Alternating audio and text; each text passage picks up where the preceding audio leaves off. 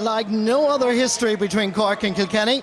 Between them, they have 64 All-Ireland titles. They've met 23 times in finals, and yet today, this is their very first All-Ireland quarter-final meeting. Jimmy Barry Murphy is an icon in Cork, and he, more than anybody else in the world, knows how to beat Kilkenny, as he did it as a player and as a manager. This is the Cork team. Anthony Nash is not just the Rebels goalkeeper, he's the All-Star keeper in 2012. Shane O'Neill was outstanding in the Munster final, and his anticipation and covering of the game will be crucial. He's the only Cork man in the starting 15 with an All-Ireland medal. That's wing-back Tom Kenny. Lorcan McLaughlin and Daniel Carney will face their greatest test this afternoon at centre field. He was a championship debutant against Clare, but he's been really impressive. Take a bow, Seamus Harnedy. And Patrick Horgan is back after his red card in the Munster final was rescinded. He takes his place at full forward. Kilkenny will start with 13 of the 15 players that played in last year's All-Ireland final. Goalkeeper Owen Murphy is one of the exceptions, but the Glenmore man is now first-choice keeper. It must be one of the greatest full-back lines in modern hurling history. Murphy, Delaney and Thurles. Brian Hogan is the rock that so many teams perish on. He's quite simply a wonderful centre-back. The first big news on North side is the selection of Michael Fennelly at centre field. His midfield partner will be Killian Buckley. Richie Power is a leader in every sense, and once again today wears the number 11 jersey.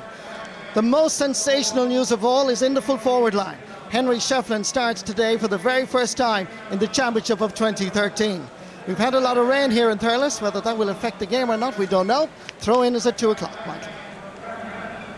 It is, and before we join Marty for commentary on this game, our panel here have been looking at various aspects of this match, and I suppose one aspect of it, Cyril, from a Cork point of view, is there's been so much debate about the sending off of Pat Horgan in the Munster final and the effect that that had on the game. I guess today we're going to know just how much that did affect Cork, if it did. Yeah, well, like, the thing is, he's a top player, Michael, and like I still think Cork should have been up at half time, and when they weren't, I think Limerick were going to drive on. But Pat Horgan's the last time. He's a great hurler. He can play full forward, he can play any position. Now, he's not just a free taker. Look at this onto his left side. He's very natural to score. He'll take the points, but if the goal is on, he'll take that too. Now here, he's going to feed off here. This is on his right side. Very two-sided, I said, plenty of risks, and like, he's always in the right place. He is the leader for Cork. Now he's kind of the older statesman on the thing, and here, just any time he gets, just bang it over. It doesn't matter what the opposition is. And of course, he was a terrible loss. You look back on all them scores, because he's worth not only on the free taker, but he's worth about 5 or 6 from play, and you'll always find at the end of the game, if he doesn't pop a goal, he has 10 or 11 points got. Now that's a big lot from anyone, you know, like, he has that capability of getting these vital scores, and for Cork he's a big player. Now here's the incident that he got caught for. Like, it is a slap, I suppose, in the back of the head, but I don't think he really meant it across. He was coming across, and you know, like, it looked, I suppose the referee looked bad. He did go off, and he took his kind of, you know, he was sorry to be going off, and then got a reprieve. Yes. Well, sure, that's what the CCC or Ds are there for. And like, it wouldn't be around today if he wound up getting a couple of goals, a couple of points, because like, he would have been a terrible loss to Cork, and with him, Cork are way stronger. Pat Horgan and his colleagues in the forward line, Sir or Liam, would certainly like Kilkenny to be in the kind of form they were at the beginning of the championship, when they were shipping goals like 4 against Offaly, one of our live matches. However, that's not the Kilkenny defence now, kind of. No, that's not the Kilkenny defence. You know, this is a mean group of defenders. You know, it's very, very hard to get scores, and we've seen it. Although they shipped 4 goals, they only conceded 9 points to Offaly, so they only conceded 21 points in total. You really struggle to break the 20-point mark with this defence. And like, the amazing thing, I think, with this defence, you know, 35 between the goalie and 6 backs.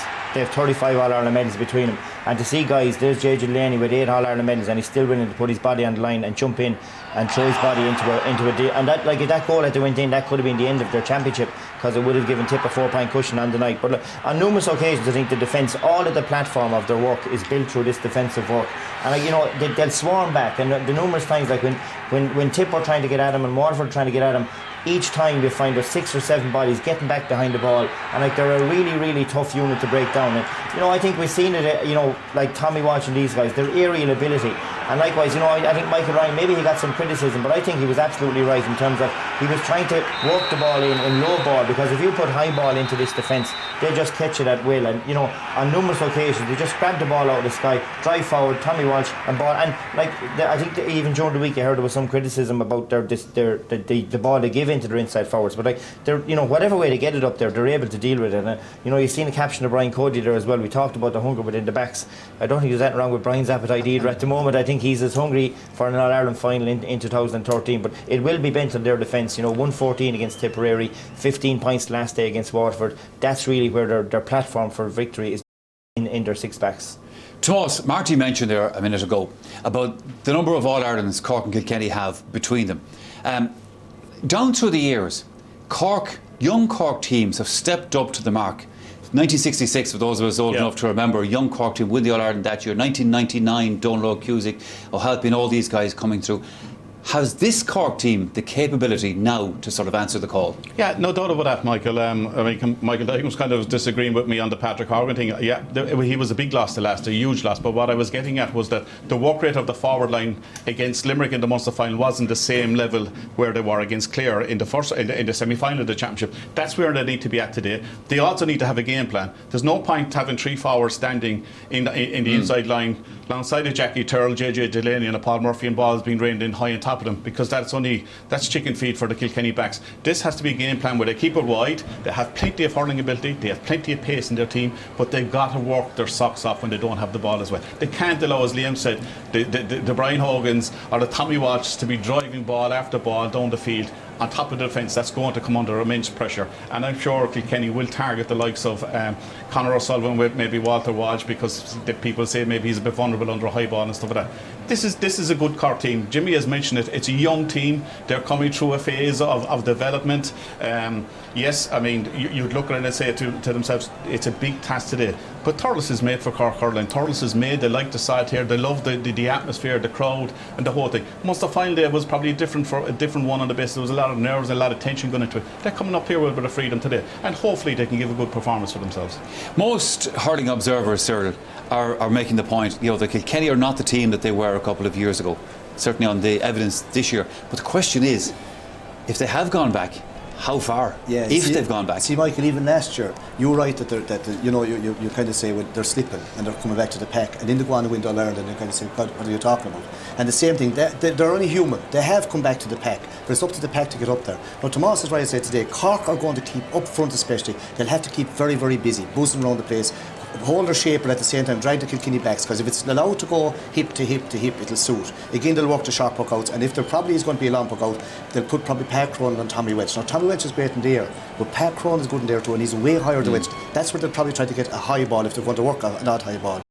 It's the movement of the Cork forwards, and they'll have to be all the time out in front, because if the Kilkenny backs get it that way, they're on the inside, put pressure on from there. Kilkenny are vulnerable, even against Waterford. They showed that bit of it, like when they ran at them and used pace, but at the end of the match, they wore it down. And you look at their team today, especially with Michael Finlay back midfield and Buckley. In the other games, Michael, the forwards had to come out very deep midfield to get the ball in to score. If Finlay and Buckley in the half back line of Tommy, say, Brian Hogan and Kieran Joyce, if they get enough ball up front, the forwards will still score enough. And they're not too fussy. We'd be coaching these, say, lovely low ball, trajectory ball across, crossfield ball, give forwards a chance. But like most of the Kilkenny play, especially under pressure, they just hit it a scud missile. First time, long and high, and the lad up front has to fight for it as well. But usually they're very good at that. They might throw it around when they're well on top.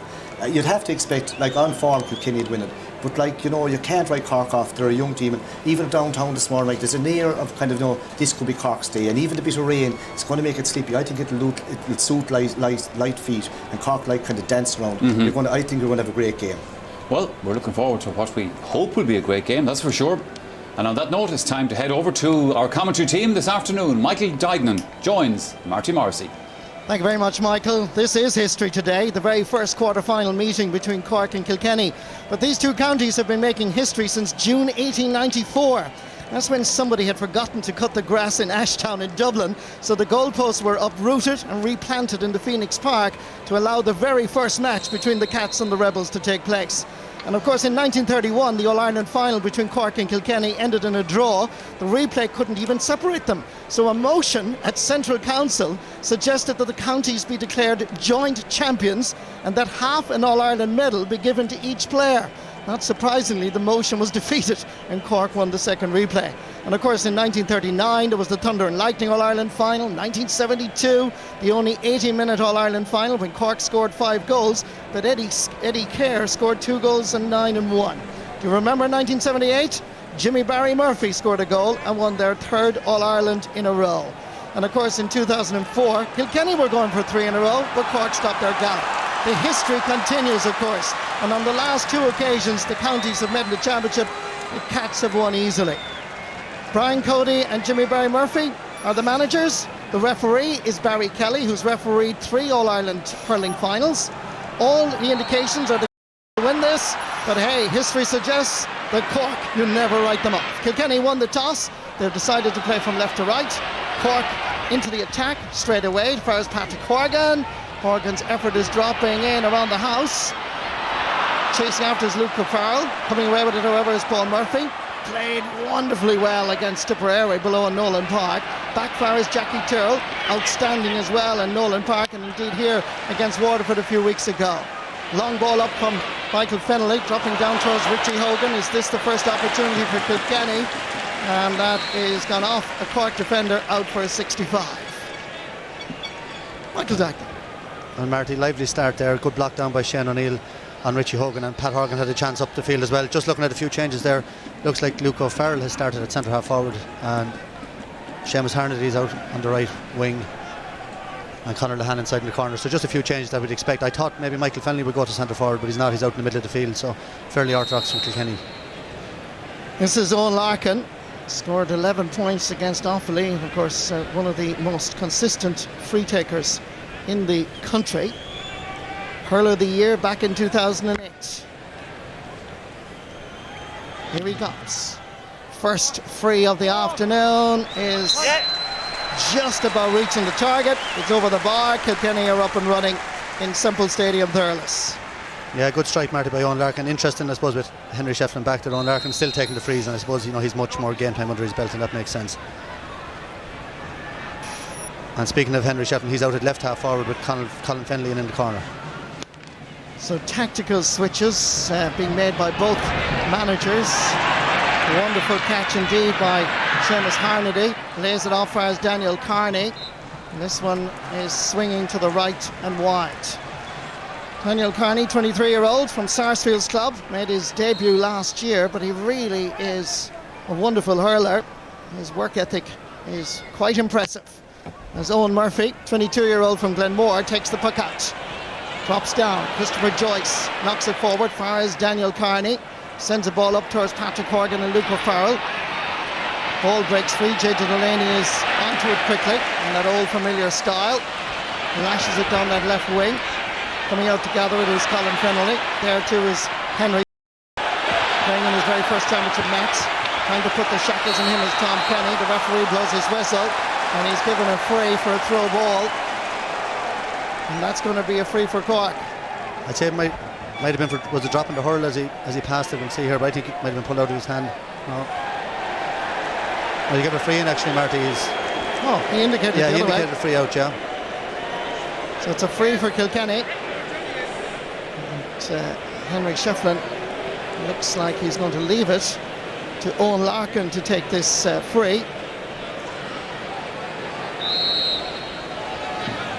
So all the chat about the team selections means nothing really once the game starts, because most teams now change their lineups. But here today we've dramatic changes in the half forward line, full forward line in both teams. So here's Owen Larkin going for his second point. The umpire waves his arms, indicates the ball is wide. Yeah, and Owen Larkin's out in the middle of the field again today with Killian Buckley at wing forward. So as you say, plenty of changes from both teams. We had a bit of thunder and heavy rain around 1:30, and thankfully we have a touch of blue sky over our heads at this stage. Jackie Tyrrell about to clear this ball. Daniel Carney just about keeping it in, chasing everything. He's a really lively player, using the short grip, laying the ball inside for Luke O'Farrell. Couldn't gather it first time. Owen Larkin, look where he is, at left corner back. Ball comes free. Jackie Tyrrell out for his Michael Fennelly. Good to see him back in the championship game again. Down towards Richie Hogan, who has it here. Conor O'Sullivan goes for the back pass. Far as his fullback Stephen McDonald. Good Glen Rovers man from the north side of Cork City. Down for his Luke O'Farrell. Ball breaks free. Come for his Kieran Joyce, but good anticipation on this occasion by Daniel Carney. Jackie Tyrrell gets a touch to it. Luke O'Farrell comes in to challenge. Going down on the ball is Tommy Walsh, who was subsequently fouled. And that's going to be a free. The referee, in fact, is given a free against Tommy Walsh. Yeah, he picked the ball off the ground, Marty, yeah. Good call by Barry Kelly. very sharp. And started well, Marty. I think Daniel Carney's covering an awful lot of ground in the middle of the field. He's made some great runs and he's on the ball. And interesting with their puckouts, they're going along with them. And Seamus Harnedy has done well under a couple of high balls so far in the right half forward position against Kieran Joyce, who's been having an outstanding year for Kilkenny. Patrick Horgan, vice captain of this Cork team, relieved, I'm sure, to be on the pitch following his experiences in the Munster final, and he puts his name on the score sheet for the very first time.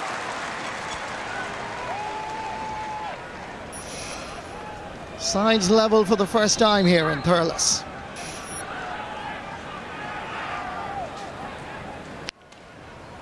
Puck out from Owen Murphy, aiming it at Henry Shefflin. I'd also be happy to see Michael Finlay gather. Instead it's Tom Kenny, floats one in towards Jamie Collin, who's out in the half-forward line.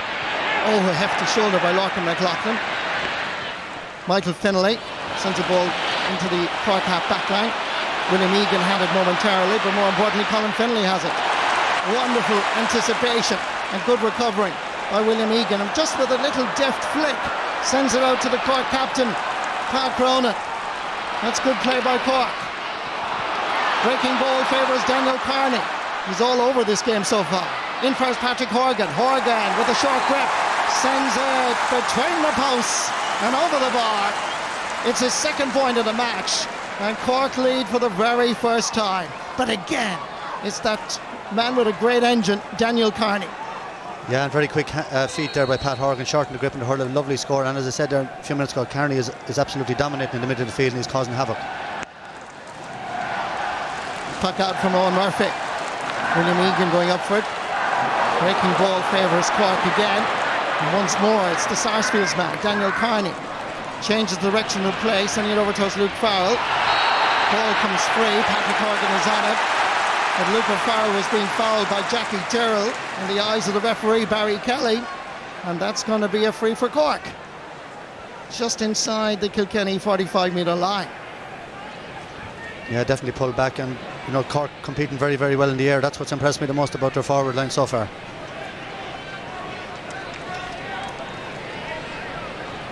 Jimmy Barry Murphy, 58, 5 hurling All-Irelands, 1 football, 2 All-Ireland clubs, so many honours. As I mentioned in our scene set, an icon. As that ball is sent between the posts for Patrick Horgan's third point of the game. And Cork, the Rebels, have started rather well. They have, Marty. Their half-back line, Tom Kenny, Christopher Joyce, William Egan, all on top, and their 2 midfielders, particularly Daniel Carney, dominating the game. Owen Murphy sends it down the middle channel. Gathered here by Michael Finlay. Available is Owen Larkin, unmarked for the first time. He looks at the target, he's going for it. The umpire is also going for his flag. It's over the bar. Splendid score by Owen Larkin. Yeah, great ball by Michael Finlay there, picked them out. And Daniel Carney, for once, not on up with Owen Larkin. He's been covering a lot of ground up the field, but he has to take his defensive duties into account as well. Puck out from Anthony Nash is aimed at Lorcan McLaughlin. Didn't gather it first time. Richie Power scooped it up gingerly. Far as Killian Buckley. Back far is Michael Finlay. Finlay, beautiful. Great score. Welcome back to the championship, Michael. Good to see him in the thick of the action for the black and amber. Yeah, and that's what they do so well. Simple hand pass back by Killian Buckley. Great score by Finlay, and he started very well on the other side of the midfield as well. Puck out, comes down towards Paul Murphy. Brian Hogan, solid as a rock. Back first Tommy Walsh. His clearance is half blocked. Picked up by Pat Cronin. Cronin is floating this very much to the left and wide. Well, Murphy wants to take the puck out quickly, but there's nobody readily available.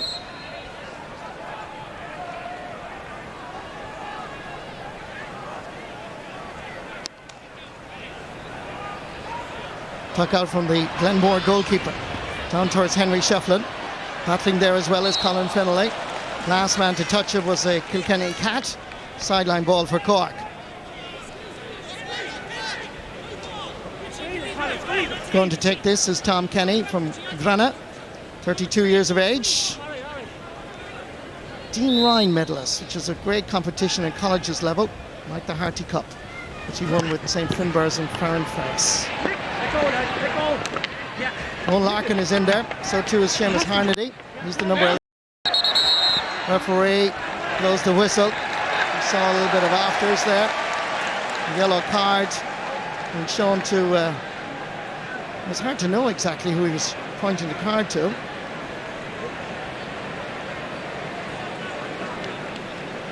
Could have been Henry Shefflin. Yeah, I think there was a flick there. We might see it again. There was a... Let's just watch this again, Michael. Yeah, there's a lot of tussling going on. I think Henry Shefflin just comes in from the side here. As still haven't seen. Yeah, hard to see from that. Hard to see from that angle, but Free is taken by Patrick Horgan, and that has everything you desire in a free: accuracy and power. 4 points for Pat Horgan. yeah, great score. And I think we didn't see it in the replay, but there definitely was a slap from Henry Shefflin there across the elbow, and that's what the yellow card was from. Brilliantly caught by William Egan. Superb. Diagonal ball is aimed at Luke O'Farrell. From Kilbryn to Middleton. They're stretching Kilkenny wide. Here comes Luke O'Farrell. The ball is dropping in. A disappointment in terms of the final shot. It's the third wide of the match for Cork with just 11.5 minutes played. Yeah, it's definitely... sorry, Jamie Coughlin is centre forward. I think I might have said Luke O'Farrell earlier. That was a bad option there, out in the sideline, going away from the goals. And there was men loose on the far side of the field, and that's a couple of bad wides that Cork have had. Cork dominating at midfield and indeed in their own half-back line. They go forth in pursuit of scores again. Seamus Harnedy puts his name on the score sheet for the very first time in this All-Ireland quarter-final. You might have heard of him before the game against Clare, but we've all know about him now. Absolutely, Marty. He's having a fantastic year, and Kieran Joyce, to me, has maybe been Kilkenny's most consistent player all year, but Harnedy is causing them all sorts of problems out there. Ball from Owen Murphy is aimed at Richie Power. Christopher Joyce was all over the centre half forwards from Carrickshock. So it's going to be a free for Kilkenny. Yeah, and Cork will be disappointed with that. You know, if he scores this, Kilkenny are only a point behind, and really Cork have done all the hurling, and you know, really no need. There was no danger. But Cork must be gaining confidence, Michael, because last year they played in the league final, and look what happened. Yeah, absolutely. But I think you saw against Limerick, you know, they missed. I know the league final last year they got hammered, but against Limerick, you know, they should have been maybe 4 or 5 up at half time, and they weren't. And there's something similar happening here. They're letting Kilkenny stay very close to them. Here's Owen Larkin. Right. The follow through was there from Larkin, but wasn't matched with accuracy. That's Kilkenny's second wide of the game. Yeah, and they've both been frees by Owen Larkin, so it'll be interesting. You know, with Henry Shefflin on the field, might get him into the game too if he's taking a couple of those frees. From Kanturk, Anthony Nash. Tuck out, goes straight out over the sideline. So that plan A, plan B, call it whatever you like, didn't quite work. And more than anybody else, Anthony Nash will know. Well, he has a huge puck out, and we'd be critical if he was pucking it down in the half back line for Kilkenny if they're winning ball, but you know, their forwards are competing well in the high ball and they should be going long. Michael Fennelly's sideline cut, well caught by Christopher Joyce. Lovely hands and a lovely quick ball from Daniel Carney. Owen Murphy is off his goal line. Good goalkeeper. Also, of course, made the Fitzgibbon Cup Team of the Year as a forward, so he's well used to having a little jink and a sidestep as well, the Kilkenny keeper. He's had a good season between the posts. Poor clearance as well though, Marty, out over the sideline again, and he had loads of time to clear it long down the middle.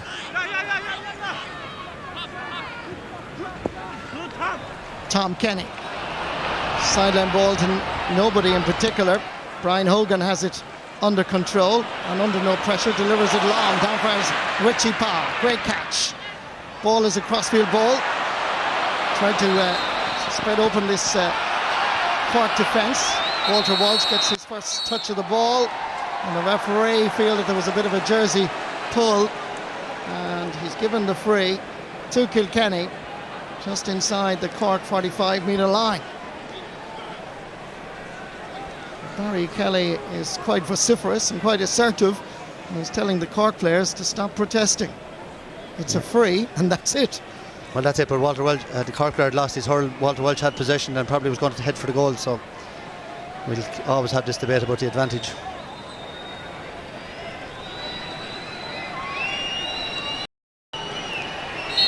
Big free for Owen Larkin after missing a couple. This is a fairly straightforward one, you'd imagine. Just to the right of the posts. He's missed 2. But he scored twice. Once from play, and this one sails between the posts for his 3rd point of the game. Interesting to see what Anthony Nash's puck-out strategy will be, because Brendan Cummins, certainly, it was the long ball, but it was dropping down continuously on the Kilkenny half-back line, and their aerial supremacy was awesome. On this particular occasion, the aerial supremacy is Seamus Harnedy. Yeah, he's done, we don't want to be repeating ourselves, but he's done so well. He scored a great point. That's his 2nd puck-out he's won. It's a fantastic catch. He's really defined the championship so far, you'd have to say. He's having an outstanding season.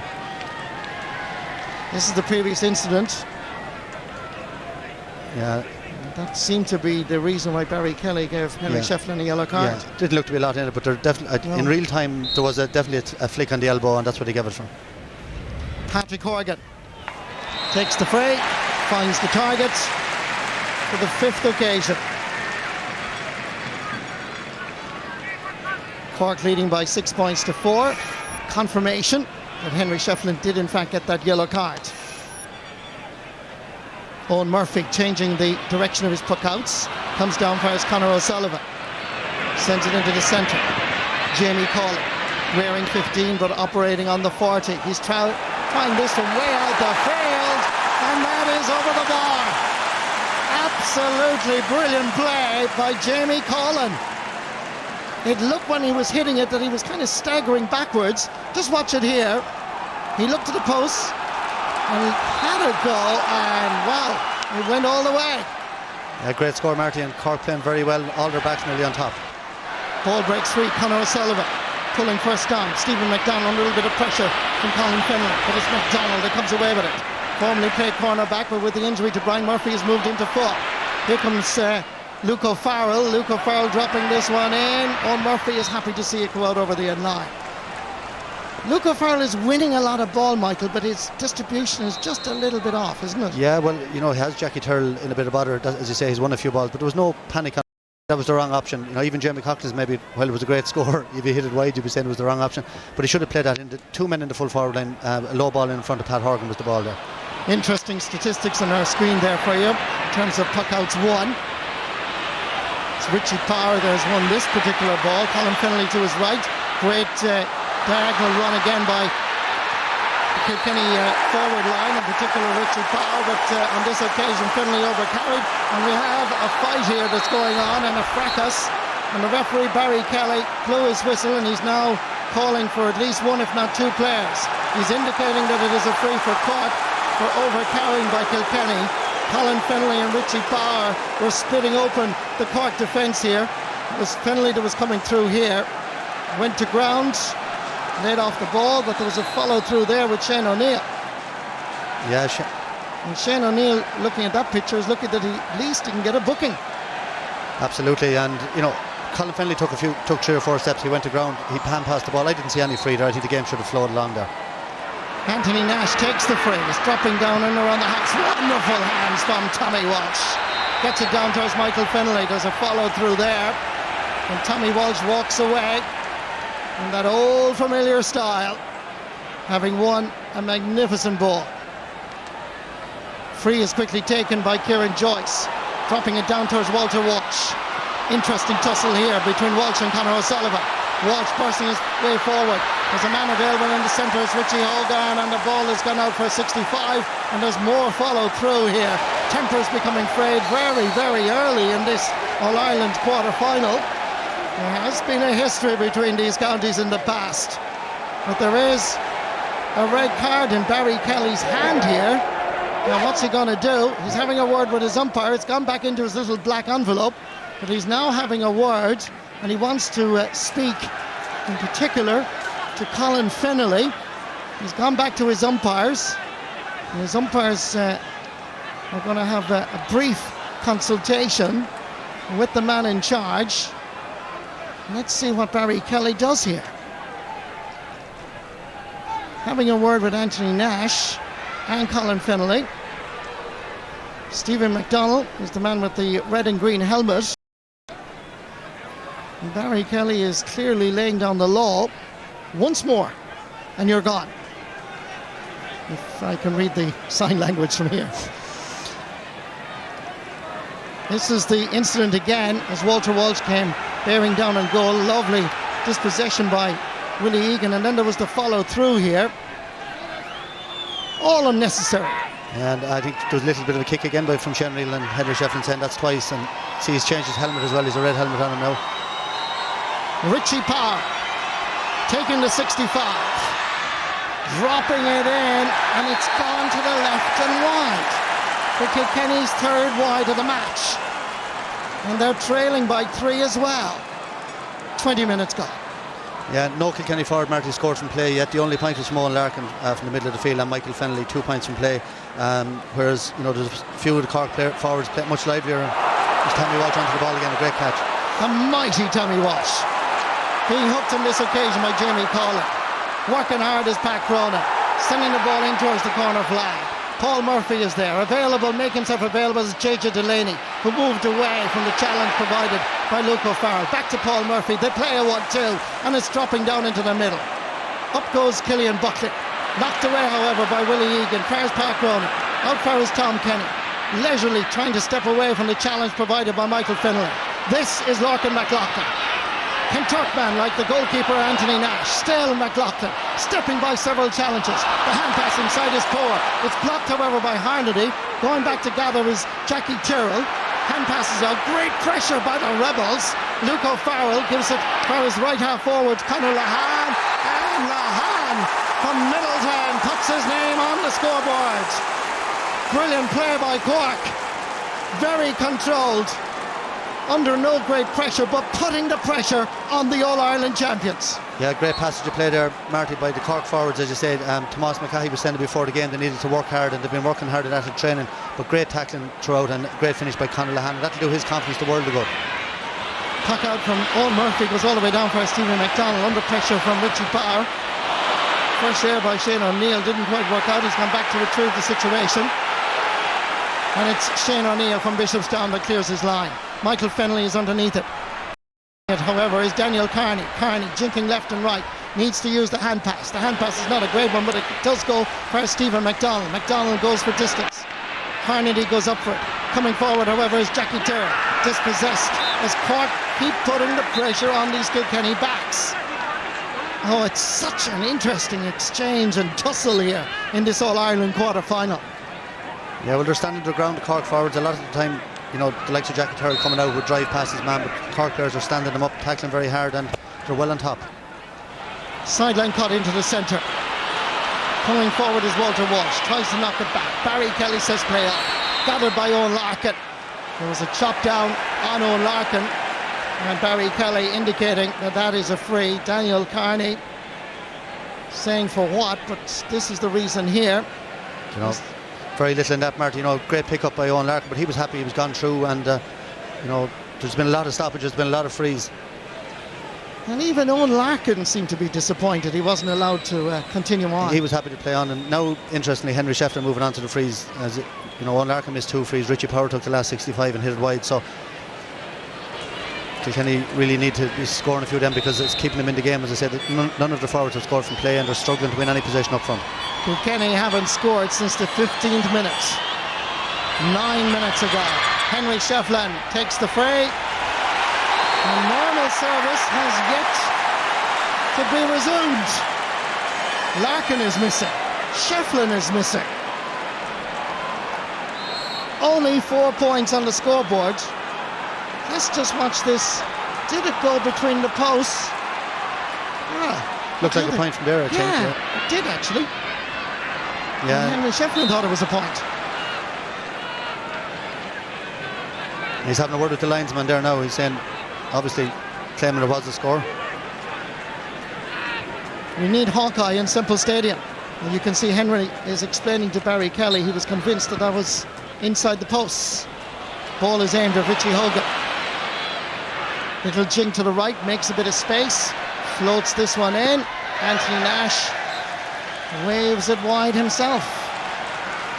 The number of wides increasing on the Kilkenny sheet here we have to 5. I think it's just the intensity of Cork, this pace they're playing the game at is troubling Kilkenny. They're just not letting them settle. They can't get any handy possession, and Cork's movement is very impressive all around the field. Puck out from Anthony Nash. Ball breaks down past Pat Horgan on the turn, and that is going over the bar again. 6 points for Patrick Horgan. Kilkenny finding it difficult to score at one end. The ball goes up, ball breaks for Horgan, and the Glen Rovers man splits the posts. Yeah, and he's making it look so easy, Marty. Like they're not easy points. Shortening up his grip, and he's on JJ Delaney. He's scored 3 points from play now, and he's all over him. And Cork should be trying to get the ball into him every chance to get. And it's that man again, Daniel Carney, pumping one into the corner. This time his distribution was just a little bit poor. Conor Lahan just couldn't reach it, playing in the full forward line. Worrying times for Mick Dempsey and Brian Cody in particular. Having a word there with Martin Fogarty as well. Will they make a change? Sideline cut from Paul Murphy. It's a good one. Added to by Henry Shefflin. Cork should have the situation under control. This is Shane O'Neill, played so well in the Munster final against Limerick. Down towards Pat Cronin. Ball favours Michael Fennelly. Gets away from the initial challenge provided by Jamie Collin. Ball breaks inside the Cork defence. Back there is Tom Kenny getting away from Richie Power. Colin Fennelly comes into challenge. So too does Killian Buckley. Well won, however, by Seamus Harnedy. Tries to hand pass it into the centre. Coming forward. Playing well, solid is Willie Egan, but this time his distribution is poor. Henry Shefflin sends it in for Richie Hogan. It's a one-man attack. Brilliantly blocked down by Shane O'Neill. Excellent play by the Bishopstown man. Comes down for us JJ Tyrrell. One of the finest arcs in the game of hurling is the block down. We saw it there with Shane O'Neill, and here comes another high dropping ball down towards Richie Hogan. This time it's Conor O'Sullivan. Hand passes it back for us Anthony Nash. We'll send it down this wing here in front of us. Good control by Daniel Carney as the ball skidded off the greasy surface. In for his Pat Cronin. Sending this one in. It's dropping inside the large rectangle, but the ball has too much power in it, and that is gone to the right and wide. Well, Cork's fifth wide. Some great hurling, Martin, in that passage of play. Great block down by Shane O'Neill, and he's having a tremendous tussle there with Richie Hogan. You watch this now, Richie Hogan very casual. Great block down by O'Neill, and again the last shot by Pat Cronin, very ambitious in the middle of the field, and really they should be trying to feed that inside line, particularly Pat Horgan. Puck out from Owen Murphy. Going back to gather again is Tom Kenny. His experience so vital here. He's anticipating and reading the game rather easily. Conor Lahan is working hard. A little flick forward. Good play by the right half forward. Comes back for his Pat Cronin. Pass goes astray. Henry Shefflin comes across. So too does Killian Buckley. Ball skidding off the surface. Here's Seamus Harnedy sending a nice ball into the centre where Conor Lahan couldn't grab it first time. Brian Hogan gets a little touch to it. Knocks it forward for his Michael Fennelly. Fennelly down towards his brother Colin, the captain of Kilkenny. Going across to gather. This is an Piercing man, Christopher Joyce. Good stick work by Joyce, showing a little bit too much as Richie Power comes into challenge. But it's Joyce again. Famous name on the north side of Cork City is Christopher Joyce. Laying it off sweetly for his Conor Lahan. He's got one. Is this two? The ball is right and wide. It remains a 5-point game between the Rebels and the Cats in this opening half. Yeah, great play there again though by Cork. Christopher Joyce, great run up the field, and really that should have been over the bar. I think Cork, they're just leaving Kilkenny in the game, and really they should be out of sight at this stage. Quick puck out for his own Larkin, and look at the pressure being exerted by the Rebels. The block down, superb. Conor O'Sullivan is back there, sweeping up Walter Walsh, and Conor O'Sullivan goes back to his goalkeeper. Such is the confidence in the all-star keeper with the name Anthony Nash. Delivers a long ball. Harnedy gets a touch. Kieran Joyce is there. So too is Michael Fennelly, given the chance to spray the ball over to the right wing. William Egan, good hands into the centre. Good pass for his Daniel Carney, going for distance. Owen Murphy has to come off his line. Good hands by the keeper. Passing the 20, delivering it long, very long, down to his own Larkin. Larkin in space, and this time he goes for the score, which he almost scored from the same position early in the game. But once again, Owen Larkin's radar doesn't seem to be on full power. No, it's not at all. And but again, just before that, Daniel Carney had a ball in the middle of the field and just lobbed it into the goalie. You know, Cork have had so much possession. I know Kilkenny have missed a few frees, but really it's all been about Cork, and they should have another 3 or 4 points at least on the board. Played in Semple Stadium. Amazingly, Kilkenny haven't scored since the 15th minute. It's Paul Murphy from Danesford. Takes a little bit too much out of it. Willie Egan comes in. Owen Larkin retrieves the situation. Gives it back to Murphy. Can the cornerback score from there? Yes, he can. Outstanding play by Paul Murphy.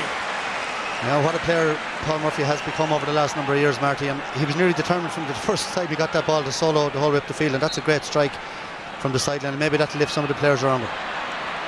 Well, sometimes the word inspiration is used loosely, but surely Paul Murphy's point will inspire these Kilkenny lads. Michael Fennelly, can he follow it up?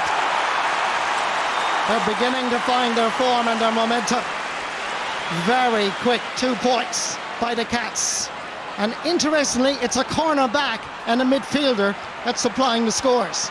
Yeah, still no forward for Kilkenny has scored from play after 31 minutes, and you don't see that too often. But maybe this is like some of the other games Kilkenny have played this summer, slowly but surely getting up to the pace of the game and beginning to get into it. Puck out from Anthony Nash, comes down first by Cronin. Cronin spreads it over towards Patrick Horgan. Anticipation is part of any defender's game, and this man has loads of it. Jackie Tyrrell read it well. Coming forward is Colin Fennelly, leading by example. Into the centre, Richie Hogan. First touch just didn't quite work. Good block down by Richie Power. Coming forward is William Egan. Playing solid at left half back and doing rather well with his distribution as well. Down first Patrick Horgan, trying to get away from JJ. JJ was holding on. JJ was fouling, and that is a free in for Cork. But again, wonderful distribution by William Egan, not panicking, and when he was under pressure, won the possession rather easily, and then kept his calmness and gave a good pass. Absolutely, and the athleticism of the Cork team really impressive today, particularly their half-back line, Christopher Joyce, Tom Kenny, who's been around for so long, but a great athlete, and William Egan skipped out and lovely ball up to Pat Horgan. 6 points so far, Pat Horgan. He gives this an almighty lash.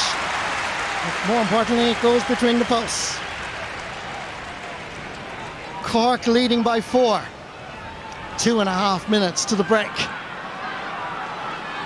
We've had, and just to bring you up on the weather forecast, as you can see on our screen, it is beautifully sunny here in the home of hurling in Semple Stadium. Daniel Carney, his work rate is phenomenal. Backfire is Larkin McLaughlin. Started at centre back in the Munster final against Limerick. Coming out to gather is Conor Lahan, and he just took his eye off it. Heartbreaking for him. Sideline ball for Kilkenny.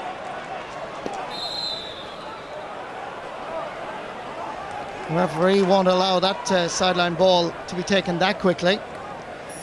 And if you're enjoying this, and we have a second half, of course, of this match to come. Also coming up next, Galway against Clare. Throw in 4 o'clock. It's a wonderful quarter-final day in Semple Stadium, Thurles. Coming to you live here on RT2 on the Sunday game. William Egan knocks it back. Under a little bit of pressure, Shane O'Neill. Referee felt the challenge was high. It's a free for the former captain of this Cork side in his 6th championship season.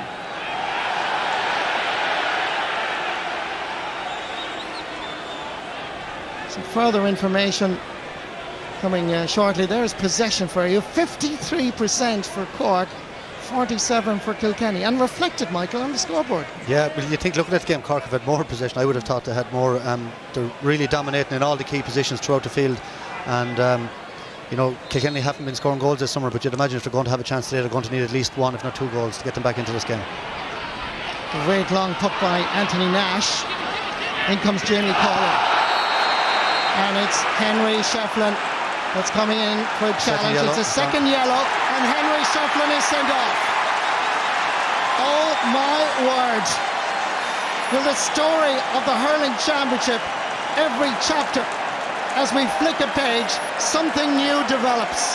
Henry Shefflin in his first championship match has been sent off for a second yellow. And this was the incident. High challenge, yes. Yeah, it's a yellow card. The first one, as I said, we didn't really have a clear view of it. There was a little flick earlier on in the game and 2 yellows and he's gone. Patrick Horgan takes the free and gets the point. 1 minute of additional time in this first half.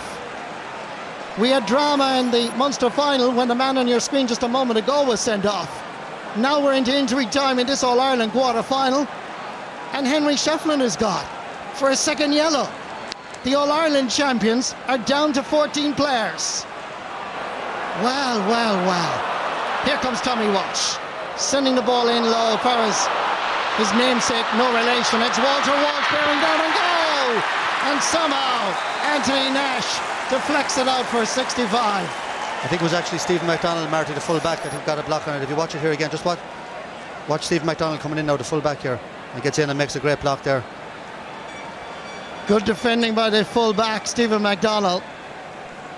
The Cork defence under pressure. Henry Shefflin can hardly believe it. We can hardly believe it, Henry. Well, he's going to be devastated, Marty. You know, a lot of the time in hurling we say, you know, harmless enough, like there was no one hurt, but you know, the rules are the rules, and that was definitely a high tackle. It was a yellow card, and the first one was a little flick, and he accepted and just ran straight off the field.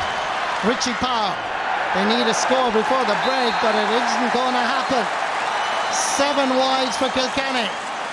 Cork people getting a little bit more confident. No team has won 4 consecutive championship matches in 120-year history. Kilkenny, over the last 3 championship encounters, have beaten Cork. They were going for 4, but incredibly, Henry Shefflin has been sent off in the 34th minute. The teams were level twice. Barry Kelly very much the centre of attention. But at half-time here at Semple Stadium, Thurles, look at the scoreboard. Cork 11 points, Kilkenny 6. Analysis coming your way right after the break.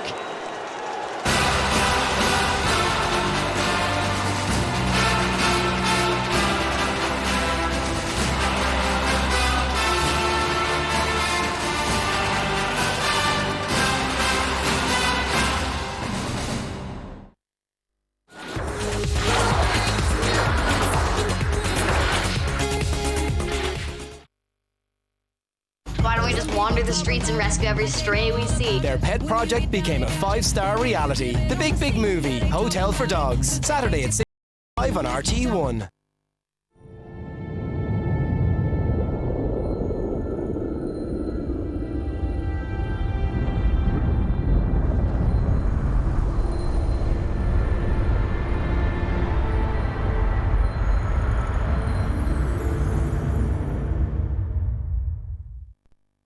B&Q Ireland is full of handy deals. Right now there's 20% off everything when you spend over €50. That could be anything from 20% off sprucing up your garden to 20% off a whole new kitchen. But hurry, offer ends Tuesday. Handy deals at B&Q to help you do it.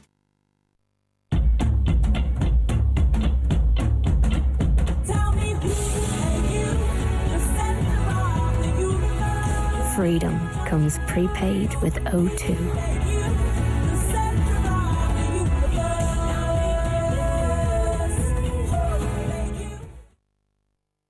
The BMW 3 Series, now with complimentary leather on selected models. Just how comprehensive is your comprehensive motor insurance? A quote from Liberty Insurance is more than comprehensive because it includes added benefits as standard, like better car replacement and free breakdown assistance with Home Start. Take a 29-year-old teacher in Wexford with 9 years full licence, 5 years no claims bonus, driving a 1-litre 07 Toyota Yaris worth €8,000. The online quote is only €282. Go to libertyinsurance.ie or call for a truly comprehensive quote. Liberty Insurance. Insurance the way it should be. The same hoarse voices, the same clenched fists, the same words uttered that some sitters missed, the same soaring highs, the same crashing lows, the same oh yeses, the same oh noes, the same old characters, the same place in the stands, the same mad passions. We're the same, we're fans. Love GAA, read Irish Examiner's Monday Sport.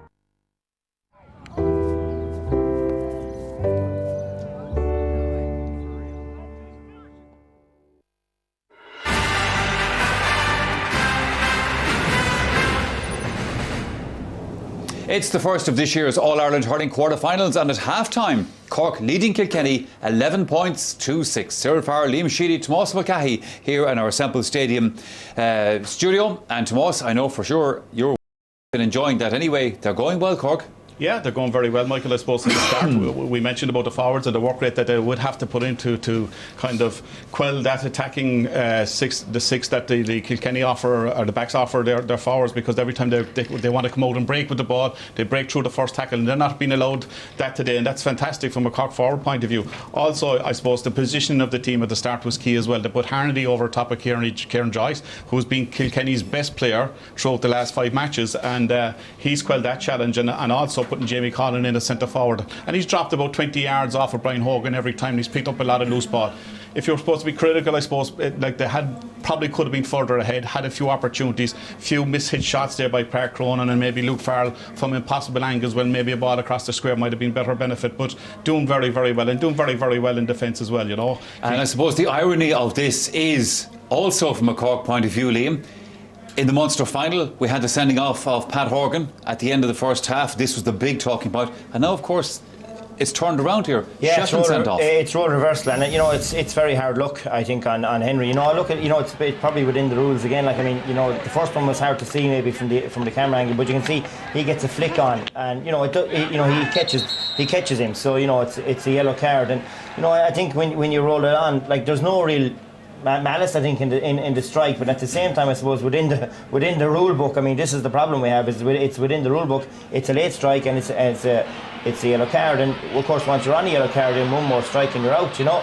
And like Jamie Collin is small in stature, he's sort of going to ground, he's already led with the leg. Henry's coming in, I don't think, like, you can see his arm is in, but he actually pulls his arm back as Jamie's coming around him, and Barry feels that it's a second yellow card, and it's a sending off offence, and they've now left themselves with a massive mountain. The funny thing about it is, sir, when Shefflin got the first yellow card, I was saying to myself, well, at least it's Henry Shefflin, he won't get a second one. It's hard to believe he did. Yeah, but as Liam says, like, when you get one, anything can happen, and like the referees are, I suppose, under so much pressure. Like, technically speaking, they can give a free for anything now, you know what I mean, or a yellow card, because that's the rule. Like, you know, Coughlin came in under the hurl, there was no malice in it, but like, he was gone already. So like, but I tell you one thing, Michael, if Kilkenny can win this match, they're a fantastic team, because they're not playing well. Cork are outrunning them. They have, like, the matchups are unreal. Shane O'Neill has hopped in on top of Richie Hogan, doing very, very well, and all the other matchups are on the pitch. But they're playing to a lovely pattern. Okay, they got put a few wide.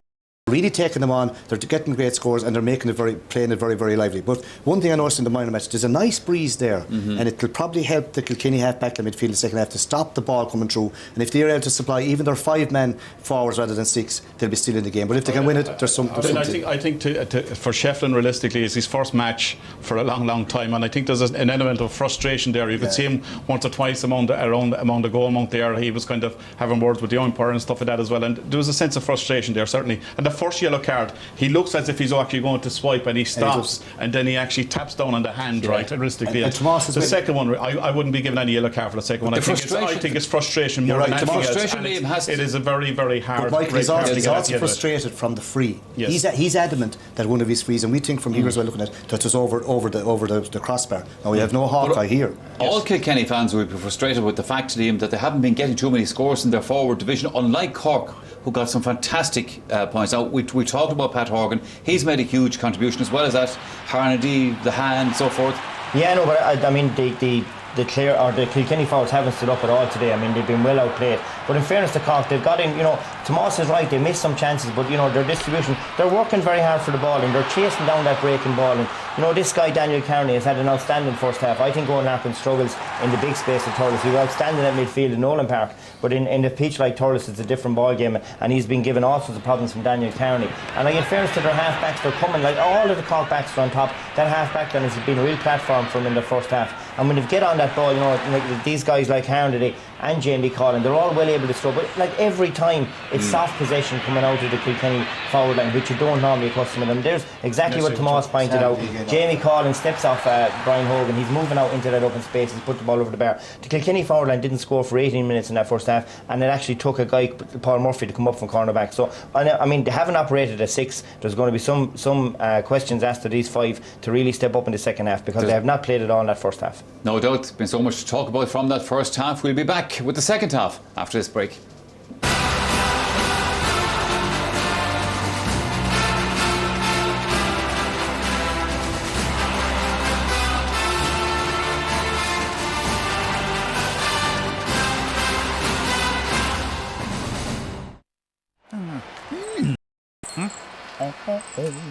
Centra, sponsors of the GAA Hurling Championship. You basically have 3 hours to replicate the same thing. I thought we'd done the hard bit. This is the hard bit. Celebrity MasterChef continues tonight at 9:30 on RTE1. Proud sponsor of Celebrity MasterChef Ireland.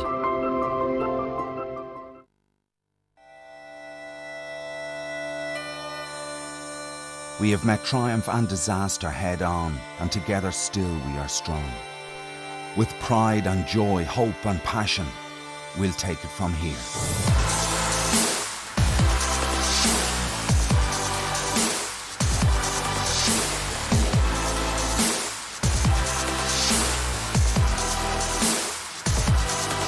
Insurance. We'll take it from here. Want broadband speed that's second to, well, none? Now UPC gives you 50 meg fibre power broadband as standard. It's totally unlimited, so you can all do more online, all at the same time. The best of everything comes in a UPC bundle. 50 meg fibre power broadband, TV with on demand, and home phone for an amazing €50 a month. That's faster and better value than everyone else, including Sky. Switch today and get free connection when you order online at gpc.ie. Lucozade Sport Club Crusade is back, and it's even better. This year, your club will get free match and training kits and clothing in exchange for Lucozade Sport bottle caps. So get your club registered, start collecting those bottle caps and get quality gear for your club. Register your club today at lucozadesport.ie. At a glance, the reasons we want health insurance appear very similar, but when I took a closer look, my needs were very different. Aviva have taken a fresh look at health insurance and developed Focus, new plans that focus on delivering the care that matters to me and the care that matters to everyone. Like private cover in the 8 National Cancer Centres of Excellence, there's a Focus plan for you, starting from €44 per month. Aviva, for what matters to you. The power to steal a crown and lift a county. The Electric Ireland GAA Minor Championships.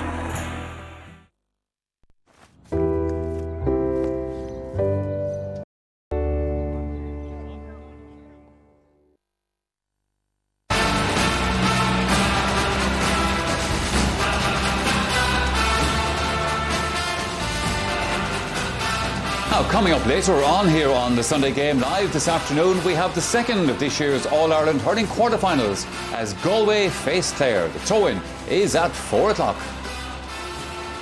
However, in the game that we are watching at the moment, just a reminder, Cork are leading Kilkenny by 11 points to 6. And Liam Sheedy, one of the things that was notable from that first half, from a Kilkenny point of view, was A, the number of wides they pucked, and B, the number of wides they pucked from frees. How many different free takers? 3, 4? Yeah, they've had 3 different free takers. And I mean, place balls, it's so important. I mean, Cork have got 6 out of 6. Everywhere Patrick Horgan has been asked to go, he's put the ball over the bar. You know, we've had Owen Larkin, Richie Power and Henry Shefflin. Now, we probably feel here it should be 3 out of 7. You know, they are at 2 out of 7. We definitely feel if Hawkeye was in Thurles, we'd be at 3 out of 7. But irrespective, they've had 3 different free takers. And you really just can't afford to miss those opportunities because they're at a period where they're not scoring and they're in 18 minutes. Within those 18 minutes, 3 of those chances appeared within the 18 minutes where they'd no score. And you've got to be in 6 out of 7. Even worse, they were 8. pucking them into this goal down here, which is the Cork crowd kind of were cheering them up even better again.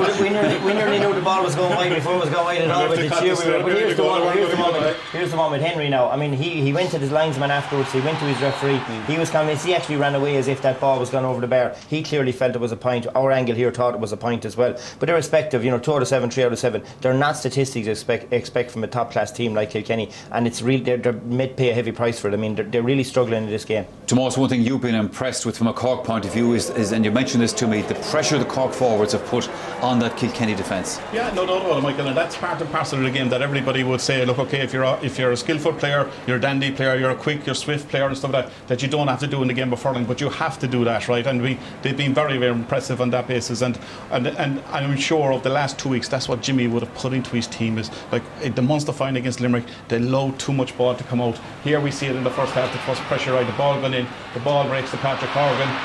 Yeah. This is one that he puts over the bar himself, right? Yes. But again, look, this is from the puck out, yeah? Watch here. The tackle gets in. Owen Larkin is getting away. There's another body comes in. It's stopped. flick by Pat Cronin, and it just goes out, and that's what you need up. But I mean, like, we hadn't seen that against Limerick, Cyril, and I think it didn't happen against Limerick, and that's part the big difference of the game that you have to have. Kilkenny are out, Cyril. They now have to readjust that Shefflin has been sent off. How are they going to do that? How are they going to reshape? Yeah, well, when you're down to 14, it's very easy to reshape. You play 6 backs, 2 midfielders, and you play 5 forwards. You're only going to play 2 wide inside. In other words, 2 stick the space of 3. Now, when you have an extra man, Cork will have to decide what to do with him. Do they leave him in the full back line? Do they play him behind the half back line, play him midfield? Now, Lester Ryan is on for Killian Buckley at midfield, by the way. Lester Ryan, if he comes on, he's a strong force there, and he will go midfield. He won't be gone in, and they'll push Larkin into the forwards, and it'll be probably Michael Finley, or even Michael Finley goes into forward. But like, Ryan will do a lot of horse work on the head in. It'll be played very direct or a man down. Now it'll be just as much interest to see who do Cork play as the sweeper. Like Shane O'Neill is doing a fantastic job on Richie Hogan. He'd be a very good sweeper. McDonald is a good marker. I suppose I might put Conor O'Sullivan maybe sweeper. Would be kind of the favourite man to be the. But where you're playing Michael is just as important, because like, does he play in the full back line or does he go in front? It's what Jim Barry Murphy has to be very careful is that the 5 backs, whoever is delegated to pick up the forwards, that they pick up the 5 forwards. They don't believe it to the extra man, and the extra man sweeps the ball. Like, it often happens that you kind of leave the small heads and the next thing someone pops up, and you often see, Michael, that the 14 men play very well against 15, and they have the brilliance. It's important as well for Cork that they don't go too defensive as well, that they push on. I mean, they were well ahead in the first half, that they actually contribute on the scoreboard as well, rather than go back defending. Here come Cork for the second half. Let's hand back to Marty Morrissey and to Michael Dignan. Thank you very much, Michael. Cork haven't beaten Kilkenny in a championship match since the All-Ireland final of 2004, and how sweet this would be if they can maintain their momentum, maintain their lead. They have numerical advantage, but they also have advantage on the scoreboard. And even before the ball is thrown in, we've a row in the middle of the field, and the ball has been thrown in. There's still a fight going on, and the referee Barry Kelly is watching it. Michael Fennelly is involved, and so too is Lorcan McLaughlin, who has kicked his helmet away, and meanwhile Kilkenny going to the attack behind the back of Barry Kelly. Here comes Kilkenny. Quick response inside the large rectangle. There seems to be a dangerous ball, and that has to be surely a free and a penalty. And it could be a red card as well. He hasn't gone anything for his card yet, but Shane O'Neill pulled straight across him. Fierce out with Michael Fennelly in the throw-in with Lorcan. Just watch here now. Shane pulls straight across him there. The referee now will go back, I'm sure, and deal with the shenanigans that we saw right at the throw-in. But it is a penalty for Kilkenny, and this is crucial. It goes without saying. Standing over it, the ref is Richie Parr. He seems to be confused. He's bringing out Shane O'Neill now, is he? So Barry Kelly is... Who is he looking for? I think it's Lorcan McLaughlin he's calling out. That's from maybe the throw-in for the second half. Lorcan McLaughlin and Michael Fennelly. He wants Michael Fennelly to come from midfield. But what's he going to do about Shane O'Neill? Like, this is what Henry Shefflin was sent off for a harmless yellow, 2 harmless yellow cards, and there's a stroke there straight across. Owen Larkin going through, and the ref hasn't dealt with it at all. And as you can see, he's given a yellow card to Michael Fennelly and Lorcan McLaughlin. So William Egan is standing over the ball. He's now been told to go away. This is the All-Star goalkeeper 2012. A man who has won several All-Stars, standing up to this vital penalty. 5 times an All-Ireland medalist. It's Richie Parr. Here he comes. And the referee has blown a whistle, and he wants it to be retaken because Tommy Walsh seemed to be inside the large rectangle, ahead of the slither and ahead of the penalty being taken, which was quite bizarre. And that's why the referee has blown a whistle. Look at Tommy Walsh, look him gone inside.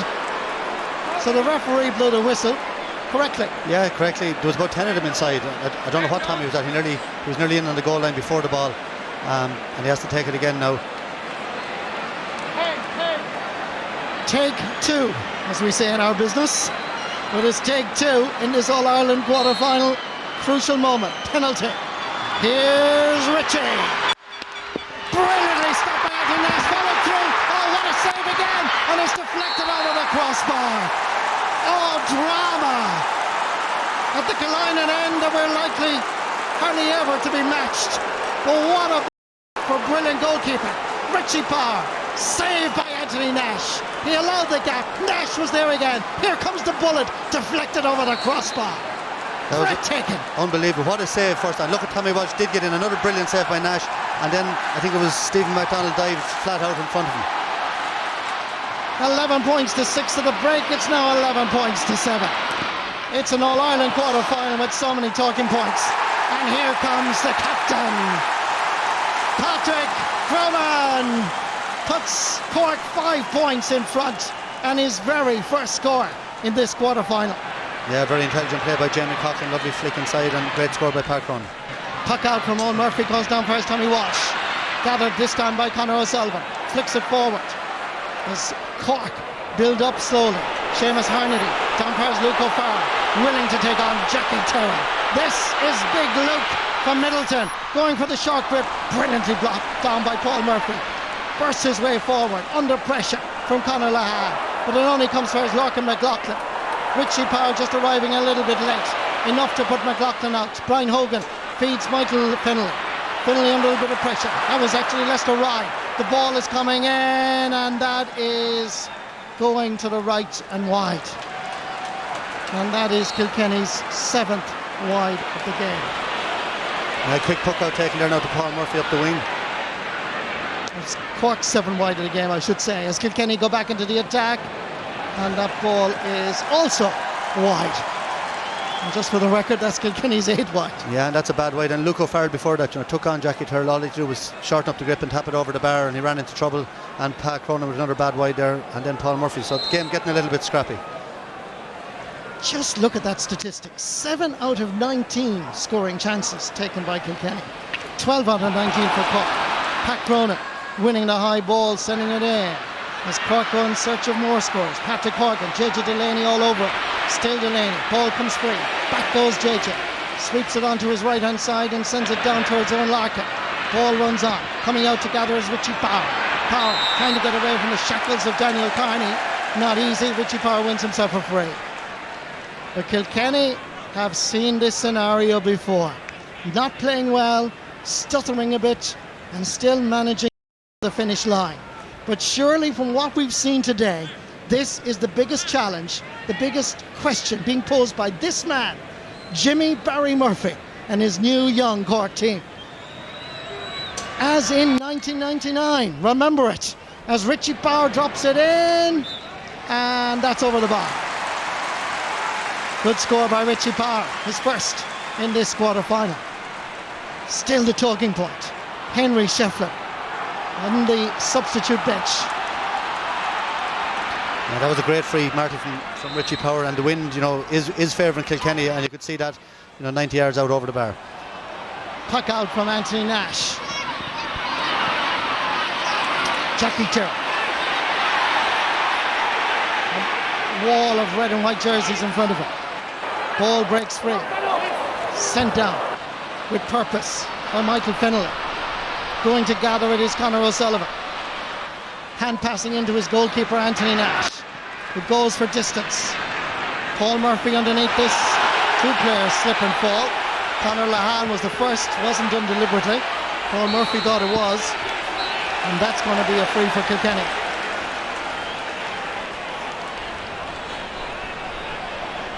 Paul Murphy going to take this.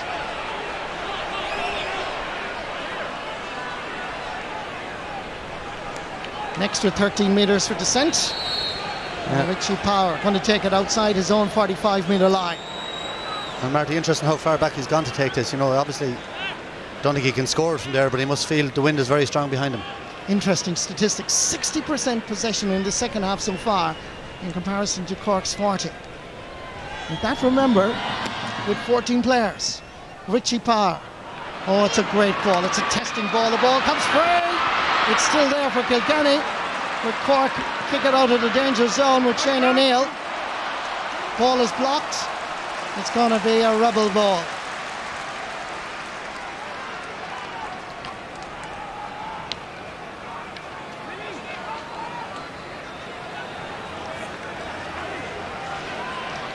Brian Cody must be a little bit concerned. Yeah, but they're hanging in there, Marty. They've picked up their performance since half time, and 4 points and hurling a goal will probably get them back into it, but they're hurling better now. Conor O'Sullivan with the sideline cut, and the ball hops out over the sideline again. This time it's a black and amber ball, going to be taken by Kieran Joyce. Rara Inishtig, beautiful part of the country. Captained UL to win a Fitzgibbon Cup back in 2011. He's made the left half back his own.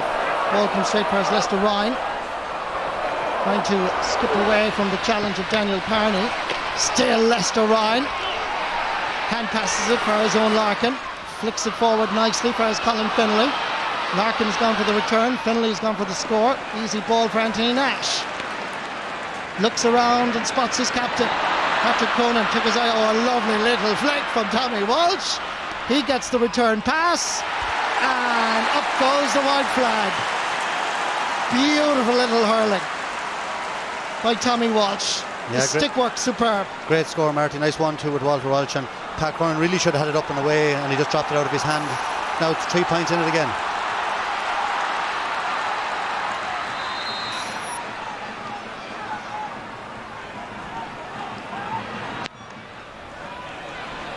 Long puck out by Anthony Nash.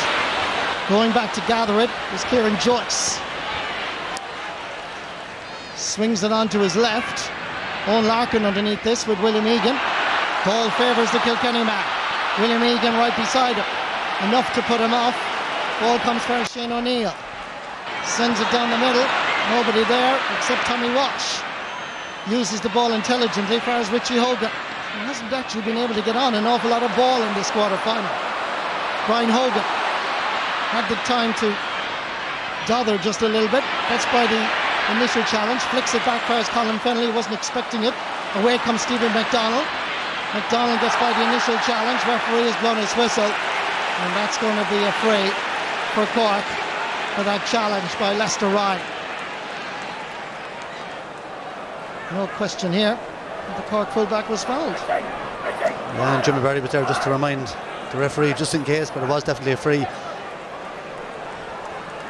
And Cork could do with the score now. Kilkenny have really dominated possession, and Cork are just maybe playing a little bit defensively, relying on the fact of the extra man. Jimmy Barry Murphy has given the indication, go for it, Anthony. It's a little bit short. It's going to drop in around the house, but still pose problems. Kilkenny are there. Lester Ryan. Out fires Michael Finlay. Gave it a little jink. Lester Ryan has gone for the return pass. He's making a significant contribution since introduced in half-time. The extra man, however, at the moment is Conor O'Sullivan. Gives it out for his Daniel Carney. Pumps it in towards the corner. Luke O'Farrell unable to reach it. Conor Lahan after it. Coming across to gather is Kieran Joyce. Sends it down towards Daniel Carney. Oh, great hands from Richie Hogan. Richie spreads the ball wide, trying to create an opportunity for Walter Walsh. Shane O'Neill with it. Still Walter Walsh. Lovely little flick forward. Walter, man of the match in last year's All-Ireland final. The finish is not up to scratch, I'm afraid. After all that work, disappointment. Yeah, great work, but I think, Marty, you see there what can happen sometimes when you have an extra man. Neither Shane O'Sullivan or Shane O'Neill or Conor O'Sullivan fully committed themselves there, and Walter Walsh nipped in and really should have tapped it over the bar. This was just wonderful. Richie Hogan. Ball is dropping in. It's swinging to the left, and it's gone wide for Cork's 8th. Yeah, that's Jamie Coughlin again, very ambitious from way out the field. Bad wide, and they're not playing ball into the full forward line again this half. Kick puck out from Owen Murphy to his namesake Paul Murphy. Puts a bit of pressure on Cork. Here's Tom Kenny. Sending it down the wing. Seamus Harnedy. Good control. Hand pass. There's Daniel Carney. Ball sent forward again. There's Patrick Horgan. Little jink. Onto his left. Oh, fantastic. It's his 9th point of the game. 5 from frees, 4 from play. And what about that for a piece of Horgan magic? Yeah, great score, and that's what we're saying, Marty. Easy to say it from up here, but Daniel Carney are low ball in front of Pat Horgan. He's on fire. Just why they just don't keep doing it. Hitting wide from out the field is criminal today with him in such form inside. We saw Kilkenny do this against Tipperary in Nolan Park. Backline were catching high ball. Cork are doing it now. We just saw William Egan. Patrick Horgan tried to flick it forward. Referee Barry Kelly has incensed Kilkenny manager Brian Cody, and he's given a free to Cork for a foul on Patrick Horgan. And Mr. Cody is not happy. Well, I didn't think it was a free, Marty. It was just watch this again now. Pat Horgan's holding the hurl. He just slipped there. There's no free. There's no contact. And if you see Kieran Kingston there on the sideline, he appealed for it, and I think he Barry Kelly responded to that. Patrick Horgan should just about get there. The umpires are a little bit undecided, and eventually they decide it is a point. I have to say, I think that point is a bit dodgy. It's white ball, I think, Marty. Yeah. I think we're looking at each other here. Yeah. There's two scores that we badly need. Hawkeye in Semple Stadium. Henry Shefflin's point in the first half, or wide as it turned out to be. Ball breaks free. Outcries Daniel Carney. Again, every time the Cork lads get the ball, they're trying to put it into space. Seamus Harnedy, Kieran Joyce, Harnedy still battling. Brian Hogan is in there. So too is Kieran Joyce. He has the ball. And Kilkenny get themselves a fray. That's the last one balanced up now. Jackie Tyrrell takes the fray. Richie Hogan is underneath it, so too is Walter Walsh. Hogan goes in hot pursuit. Coming across is Tom Kenny. Back there is Conor O'Sullivan. Sending it into the centre for Shane O'Neill. Steps by the challenge of Walter Walsh. Tom Kenny is there. Along the surface. There's his centre half back, Christopher Joyce. Pumping it into the far over corner, trying to spread open this Kilkenny defence. Going there to gather and sweep up is Jackie Tyrrell. Into the centre for his Tommy Walsh, using the hand pass effectively. In the middle of the field is Lester Ryan. Getting by the challenge initially of Daniel Carney, and away he goes. To his left is Brian Hogan. Not a great pass for the centre half back. Good anticipation by Conor O'Sullivan. It was a high challenge by Brian Hogan, and the referee Barry Kelly. Let's have a look at this again. And there has to be a level of consistency here. The referee Barry Kelly is having a word with his linesman. Let's look at this Patrick Horgan point. Hard to tell now, but certainly our initial thoughts, Michael, our own perspective here, that was wide. Maybe looking at it there again, maybe it was gone over the bar before it started to tail away. Yellow card. Yellow card for Brian Hogan there for another high tackle. Any high tackle now, Marty, is going to be a yellow card, and really don't understand players going in around the head, because the referees are under instructions, very strict instructions, to give a yellow card anytime there's a head high tackle. Anthony Nash dropping this in. Kieran Joyce knocks it down for us Michael Fennelly. Laying it back for us Jackie Tyrrell. Owen Larkin. Kenny playing keep ball here. It's Michael Fennelly pulling the brakes, sending it across over for us Richie Hogan. Can't quite control it the first time. He's still alive. And it's still Hogan. Overcarried, however. Pressure being exerted by Cork. 3-4 Cork hurlers around one Kilkenny man. And it's been that since about 2 o'clock. Marty's been fantastic tackling, great effort, but I'd always give the player in possession the benefit of the doubt there. He's trying to play the ball, he's on the move. He was in a very tight space there, and I don't know how he could have taken steps. He was only moving his body. And I think you have to let the game flow a bit more than that and let it develop. Patrick Horgan has come out all the way to his own 65-metre line to take this free. He scored 10 times in this quarter-final. This one is tailing to the left and wide. Now, Jimmy Barry Murphy wanted, demanded extra work, particularly from his midfield and half-forward line. And by gosh, he got it so far. Yeah, but Marty hasn't he got that personality and character that can get the best out of teams and come and rebuild the Cork team again in a very short space of time. Well, he is that fantastic manager. He is that iconic figure. They just love him on the banks. And Walter Walsh sends that one left and right. Now Walter is protesting.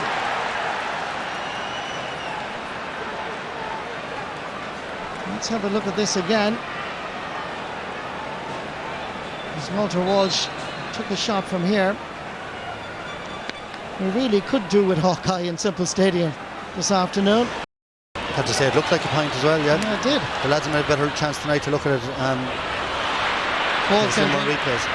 Conor Lahan on the turn, over the bar. It's his second point of the match. Jimmy Barry Murphy wanted a lot more from Lahan, but he never ever lacked belief in his young forward from Middleton. And Lahan is rewarding that self-belief with 2 splendid points. Yeah, that's a great score, Marty. Great skill and turned away going out the field, and brilliant score. Tom Kenny knocks it down for his Daniel Carney. Spreads the ball wide. It's that man again, Conor Lahan. Paul Murphy with him. Onto his left-hand side, a bit optimistic. Ball is wide, 10 wides for Cork. Yeah, but the penny dropping, Marty, I think with Cork in the last 5 or 6 minutes, every ball they get now they're playing in front of the full forward line and paying off. Great score by Lahan. Patrick Horgan as well on fire, and Luke O'Farrell is winning ball off Jackie Thurles, even though he's not scoring. Good defending again by Cork. Ball sent wide out for Seamus Harnedy. Kieran Joyce with him. Ball into the centre, coming across is JJ Delaney. Says to Jackie Turley, deal with it.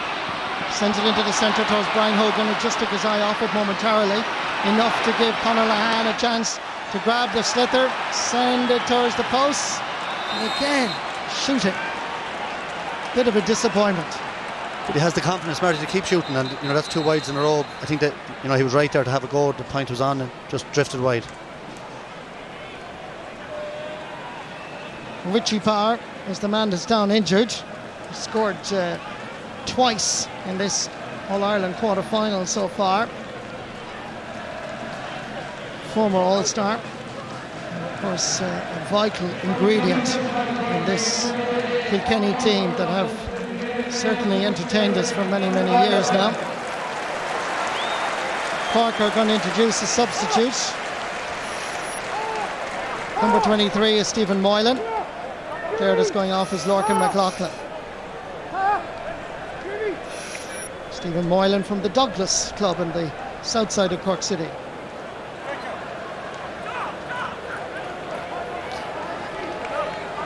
Yeah, it looks like seems to be in trouble. Looks like he's in trouble. It looks like is it a concussion? I see the referee is indicating that he's gone. And you'd have to say Kilkenny forwards are completely dominated today by the Cork backs. The only point he got from play, the starting forward line, was that Richie Power when he came out from the penalty, the save penalty. This was a collision here as the ball dropped down, and Richie, he collided with one of his own men. It was Walter Welch there, his knee hit him on top of the head. Walter's 6'5" and is gone. He shouldn't be on his feet at all. No, he shouldn't really. Very groggy. Brian Cody, more trouble for the Kilkenny manager. And they're going to introduce another substitute obviously now. Aidan Fogarty looks to be the player selected to go in instead of Richie Power. Son of Richie, of course, that also won All-Ireland medals for Kilkenny. We wish this Richie Power a speedy recovery from that accidental knock, colliding with Walter Walsh in the pursuit of possession. So Aidan Fogarty is in, Richie Power is off.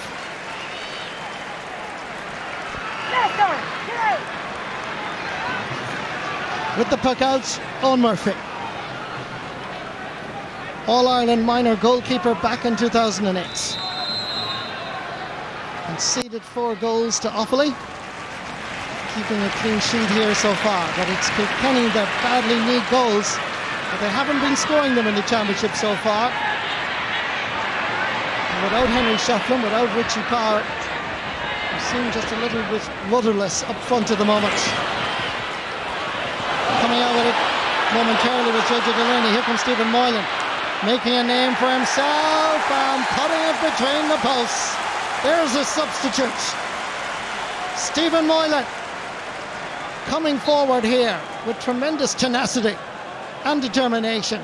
Swung it onto his left-hand side and split the posts.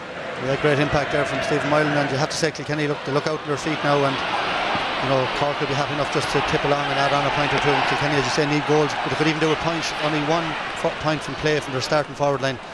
You'd never see that with Kilkenny, and Cork are all over them. Christopher Joyce backfires Conor O'Sullivan.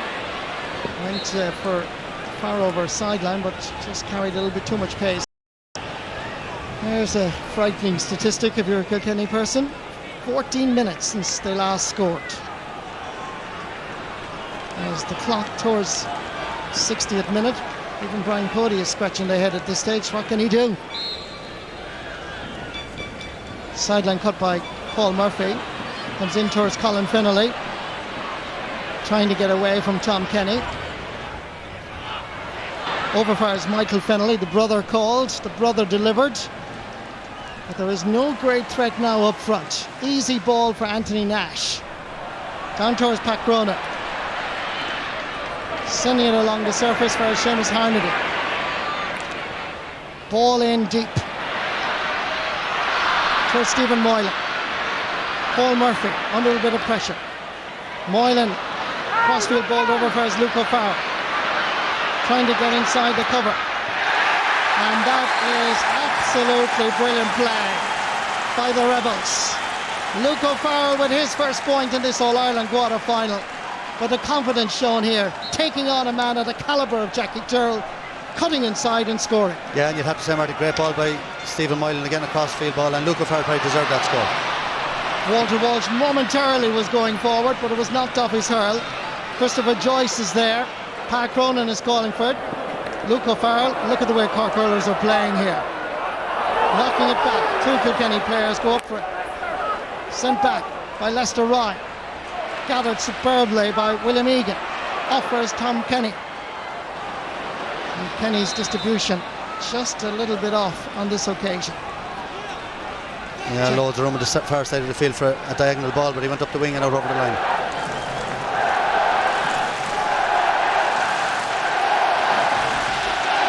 The Cork fans are beginning to celebrate.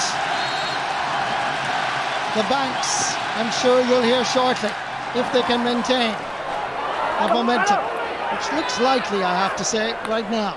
Owen Larkin sending a nice ball in towards Aidan Fogarty, couldn't gather it cleanly.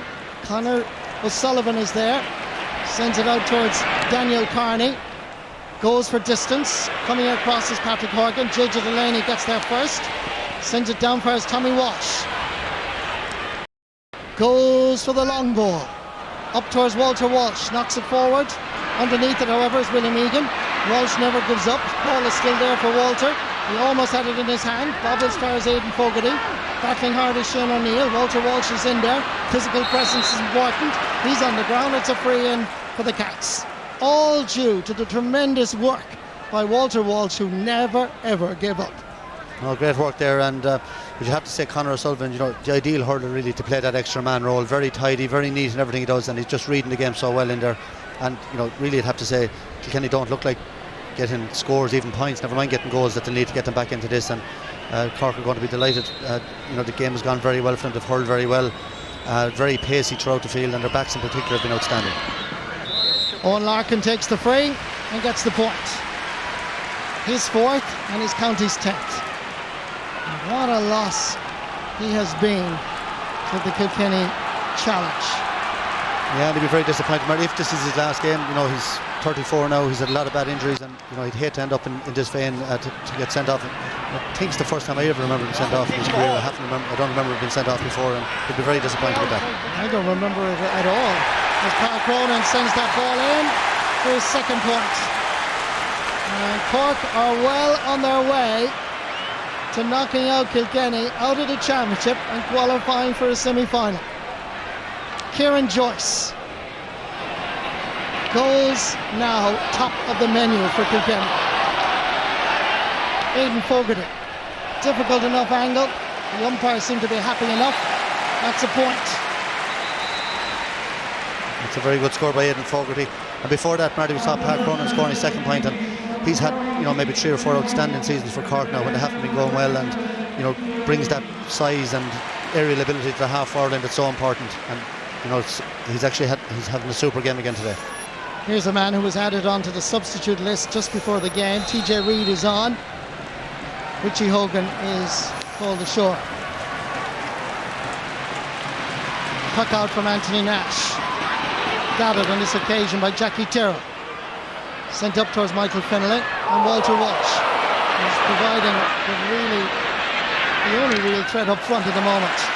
Good breaking ball comes to Michael Fennelly. Getting there first, however, was Shane O'Sullivan. Sent forward by Christopher Joyce. Daniel Carney. Good defending by Kieran Joyce. Comes down for his Paul Murphy. Murphy again, hitting a long ball up towards TJ Reid. He's recovered from his hamstring. Here comes Michael Fennelly. Scored a cracking goal in the league final. Oh, again, it's Anthony Nash. Michael Fennelly seemed to do everything right. It's still alive there for Kilkenny. TJ Reid, wonderful defending by the Rebels. Christopher Joyce laying it back for his Conor O'Sullivan. Giving a long ball down for Stephen Moylan. Paul Murphy is there. So too is Tommy Walsh. And it comes up for Walsh. Dropping a ball in towards Michael Fennelly and Colin Fennelly. Ball comes free. In comes Park Cronin. Knocked away for his own Larkin. Larkin given a little bit of space. Satisfied to take the point. Kilkenny now have 12. Cork 18. Yeah, good score on Larkin's third point from play. But Anthony Nash again, brilliant save earlier on. And for Cork to find a goalie like Anthony Nash after Donlow Cusack, the service Donlow gave. And Nash top class as well now. And then William Egan came in with a brilliant block. And what a game he's had. I think he's been absolutely outstanding. But here's a save, a very hard ball to save, a low ball, made it look easy. And as I said, William Egan follows up with a great block. Puck out comes down towards Seamus Harnedy. Lester Ryan has given his all since being introduced. Out fires Kieran Joyce and Owen Larkin. It's Larkin that sends it in for his Walter Walsh.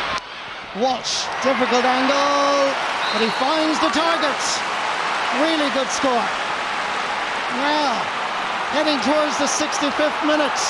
5 points between the teams.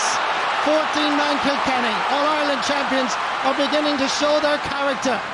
They're not gone yet. Yeah, that's it, Marty. They're not the champions they are for nothing, and fantastic. You'd have to say their attitude has been fantastic. They're not giving up and they're sticking in there. Cork playing it short. Goalkeeper in the full back line. Eventually play it out. Wonderful catch by Kieran Joyce. Backfires Jackie Tyrrell. Michael Fennelly underneath this. Ball breaks free towards Tom Kenny. Tries to knock it back. Good anticipation by Walter Walsh. But it's Daniel Carney that comes away with it. Flicks it forward for his captain Park Cronin. Cronin from the middle of the field dropping this in, but it's going to cause no threat to Owen Murphy. Out will want to take the puck out quickly and effectively. Lester Ryan is the player that's looking for it. Goes for Tommy Walsh instead. Walsh is available. Feeds Lester Ryan. Kilkenny are still in the championship. Dropping this one in. TJ Reid is underneath it. It's a poor ball. Coming out with it is Conor O'Sullivan. Played well, the Sarsfields man. Sends it into the centre to his clubmate. Daniel gets back to Seamus Harnedy. Harnedy goes for the long ball towards Luke O'Farrell. Referee has blown his whistle and he's given a free in to Cork. Yeah, I think that's good refereeing. You watch Jackie Tyrrell here flick down over the shoulder and a yellow card for Jackie. Yeah, he was a long way away from the ball. Good refereeing there. A free conceded from Kilkenny. That was the last thing they needed to do. They were just beginning to get a little bit of momentum. Barry Kelly and Patrick Horgan just having a chat. I'm sure it's not about the weather at this stage. I'm sure it's about how much time is left. It's Horgan who scored 10 points. Slither will be found somewhere in the square, I think, in Thurles. He gave it everything. His 11th point of the game. Cork 19, Kilkenny 13.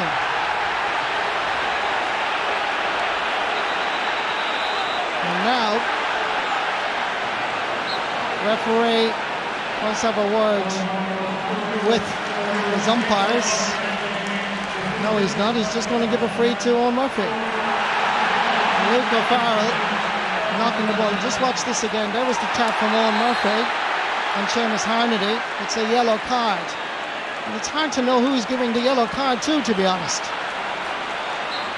It looks like it's Luke O'Farrell for putting the ball away, which was silly. It was all a bit silly there. Here comes Colin Fennelly, trying to burst his way forward. Daniel Carney defending. There too for Cork is Christopher Joyce. Hand passes it over for his Lester Ryan. Lester Ryan dropping it in, and look for Pat Cronin, but he drops it. Finlay is there, but Cronin retrieves the situation with the help of Conor O'Sullivan. Ball down towards Pat Horgan. Brian Hogan underneath it. Kilkenny laying it off quickly and trying to set up the space for Owen Larkin. Has to get by the initial challenge. Free is eventually given to the inside the Cork 65-metre line. 68 minutes 20 seconds played, but there is a 6-point gap between the teams. I'd say he's going to have to keep it low, Marty. You know, there's only a minute and a half to go. They're 6 points down.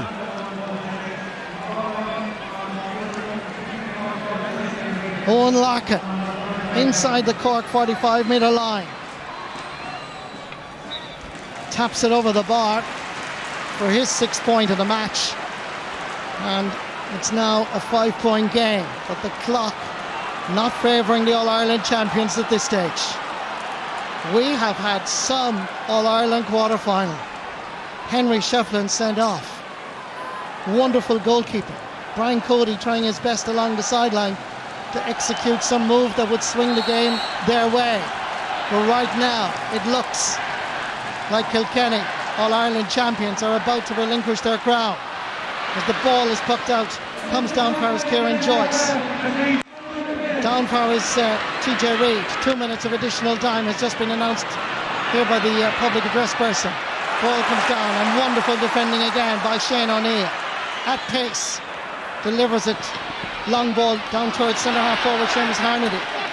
Under pressure, Jackie Tyrrell sends it into the centre. Pat Cronin back there helping out his defence.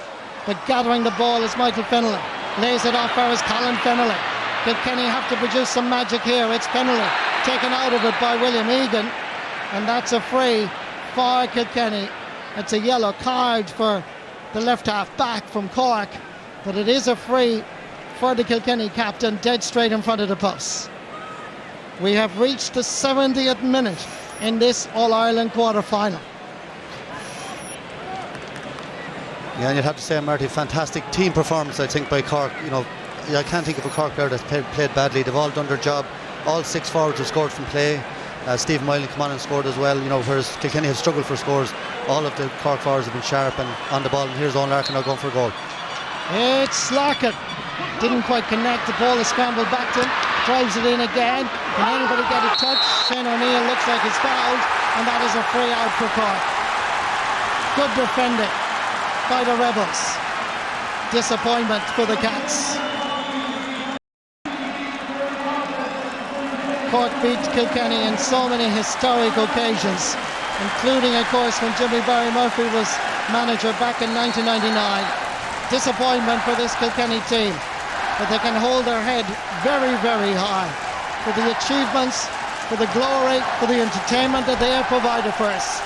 But a new team is emerging from the banks of the Lee. The Rebels are beginning to celebrate. They know that this is their moment. Kieran Joyce tries to send it forward. Up for his Michael Fennelly, gathered instead by Christopher Joyce. Jimmy Barry Murphy is about to be hailed as once again a hero for producing a new winning team. A young side. Ball comes across to TJ Reid, cuts into the centre. He knows that there's nothing but goal will be sufficient enough for Cork, but the backs are there, led by Shane O'Neill. A full backline that have been tested and come through with honours, like Stephen McDonald and Conor O'Sullivan. Jackie Tyrrell has to go back for his Kieran Joyce, under pressure, putting the pressure on here. It's number 22, Carl Naughton, who's been introduced. Jackie Tyrrell has to backpedal. There's his goalkeeper, Owen Murphy. 72 minutes played on the clock. The final whistle is about to blow, surely. Brian Cody and Kilkenny are about to say, Sloan, adios, goodbye to the championship. Conor O'Sullivan comes forward. The Rebels may have lost a Munster final, but they have knocked Kilkenny out of the championship. What a day for Jimmy Barry Murphy. His intense rivalry with Brian Cody goes back to their playing days when they marked each other in minor and under-21 All-Irelands and senior All-Irelands. But today belongs to Jimmy. Jimmy winning matches. They'll be singing not in Donegal, but they'll be singing down in Cork, mentioning singing. Bruce Springsteen may be playing in Nolan Park, Kilkenny tonight, but the real boss is here in Thurles. His name is Jimmy Barry Murphy. From now on, Brian Cody and Jimmy Barry Murphy exchange greetings and congratulations and commiserations. But indeed, they will be dancing in the dark in Cork tonight, because Cork will be heading to Croke Park for the All-Ireland semi-finals. Brian Cody devastated, no doubt, as he feels deep sorrow in his heart now. The team have been beaten, but so many talking points. The brilliance of goalkeeper Anthony Nash, the defending, the unit defending by Cork, the sending off of Henry Shefflin. But at the end of the day, it is Cork's day in Semple Stadium, Thurles. Because certainly, look at that scoreboard. Cork 19 points, Kilkenny 14 points, a 5-point win for the Rebels. But in Limerick, in Galway, in Clare, in Dublin, the earth must have moved just a few moments ago. It wasn't an earthquake. The signal was sent out that Kilkenny are out of the championship. Cork are in the semis. Well, that's it, Marty. They've been fantastic champions, you have to say. One of the all-time great team, maybe the greatest team of all time. They've been fantastic. And, the era had to end sometime. But, Jimmy Barry Murphy in 1999 spearheaded the All-Ireland win against Kilkenny. Brian Cody's first year in charge. And, they've ended maybe Brian Cody's reign tonight. So, fantastic win for Cork. Brilliant all-round team performance. Let's go down to the sideline for some immediate reaction with Joanne. And from a man whom I'm sure Cork are delighted to have had with them today, Patrick Horgan. What a difference 2 weeks makes from such disappointment to beating the All-Ireland champions. Yeah, we had a first disappointment 2 weeks ago. We felt like we just didn't show up the gate at grounds, and we just said this is our last chance. We have to put it right, and thankfully we did. Was there a big chat after that Munster final where there were a lot of things aired? There didn't have to be really. We knew we didn't show up. We did. We played against Clare. We played very well, and we knew it was in us, but it just didn't come out of us in the Munster final. And thankfully today it went right for us, Well, is it funny you say you didn't show up that day? I don't think you could say that about any player today. Yeah, from start to finish, there was the 15 to start, and I think 3 came on or something like that. Everyone gave it everything, and thankfully we got the good result. And to think you nearly missed it. I know, that's in the past now, and I wouldn't want to think about it too much, but we look to the future and we look forward to 2 weeks' time, An awful lot of people will look at the fact that Henry obviously was sent off in the first half, but you were already a good bit on top. You were 4 points up at that stage. Yeah, as we say, we're on top anyway, but they missed a few handy frees. Well, they weren't handy, but they missed frees. You wouldn't expect that from the players they have that. They missed them, and we got away with it obviously, and so we just drove on as soon as they were down to 14. It's very hard, the way the game is going to play with 14 anyway. So we're just delighted with the result in there, Well, it was an outstanding performance. Well done, Patrick Horgan. Well done. Thanks. Well done to Patrick Horgan and to the Cork players. It's been a momentous day already here at Semple Stadium. Of course, still more to come. Galway and Clare coming up at 4 o'clock. In the panel here, let me talk first to Liam Sheedy. Liam, we'll talk about Cork's fantastic win in just a moment, but before that, we have to say this is the end of an era for Kilkenny. No matter what happens next, we can't predict the future. But definitely, it is the end of an era. What you couldn't heap enough praise on the team. 6 of the last 7 All-Irelands have gone down north side. They've been outstanding champions. And even today, with the sending off, it was a huge blow to them and their team to see the leader of the pack, I guess, and Henry Shefflin being sent off. But they still managed to fight to the end.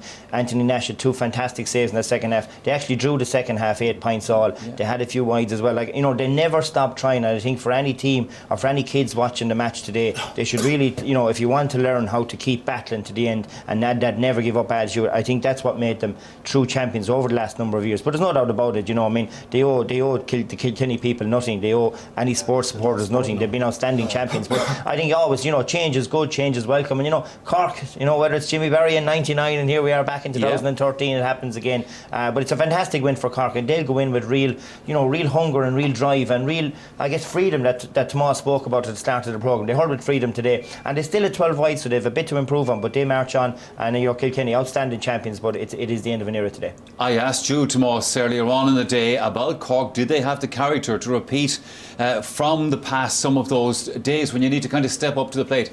they've done that. No doubt about it, right? And I mean, when you look back at the start of the year, right, I mean, Jimmy Barry Murphy had to make hard calls. I mean, he dropped particular guys off the panel. Some guys didn't take too kindly to it. There was a couple of jibes over the last couple of weeks at his management style, that there wouldn't be tactics in play. And look, it's Jimmy wanted to go his own way. He wanted to go with youth. He wanted to give youngsters their opportunity, right? He said it is a progress, a work in progress on the basis of building a team together. And that's what he did back in 1996. And it took him 3 years to 1999 to get the All-Ireland victory.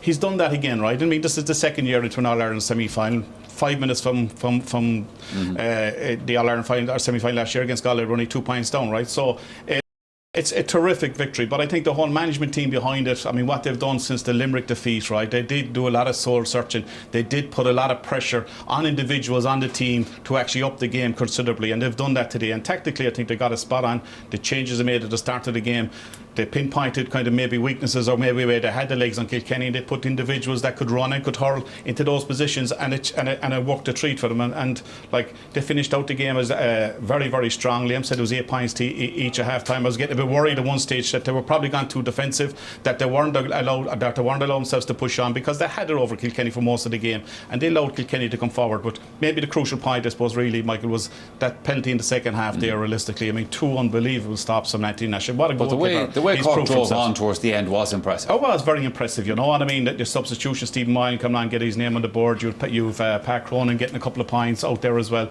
You know, you've Patrick Horgan in there. You know, I mean, these guys. I mean, I think Tom Kenny is of.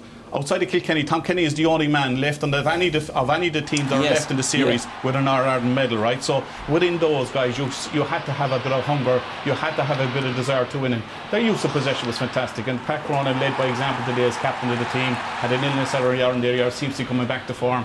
Again, this is a great costly ball again. And Conor Lehan, a lot more was expected than maybe in the Munster final and throughout the championship. He came of age again today and got some excellent scores as well. And that's important. I mean, Jimmy loves the guys that can play with a bit of style and a bit of freedom. And this is what Limerick did to Cork in the Munster final. Absolutely. I mean, and Cork had no answer to that, right? And it's probably like today, I mean, Kilkenny down to 14 men. It was probably too much of an uphill climb with 14 men.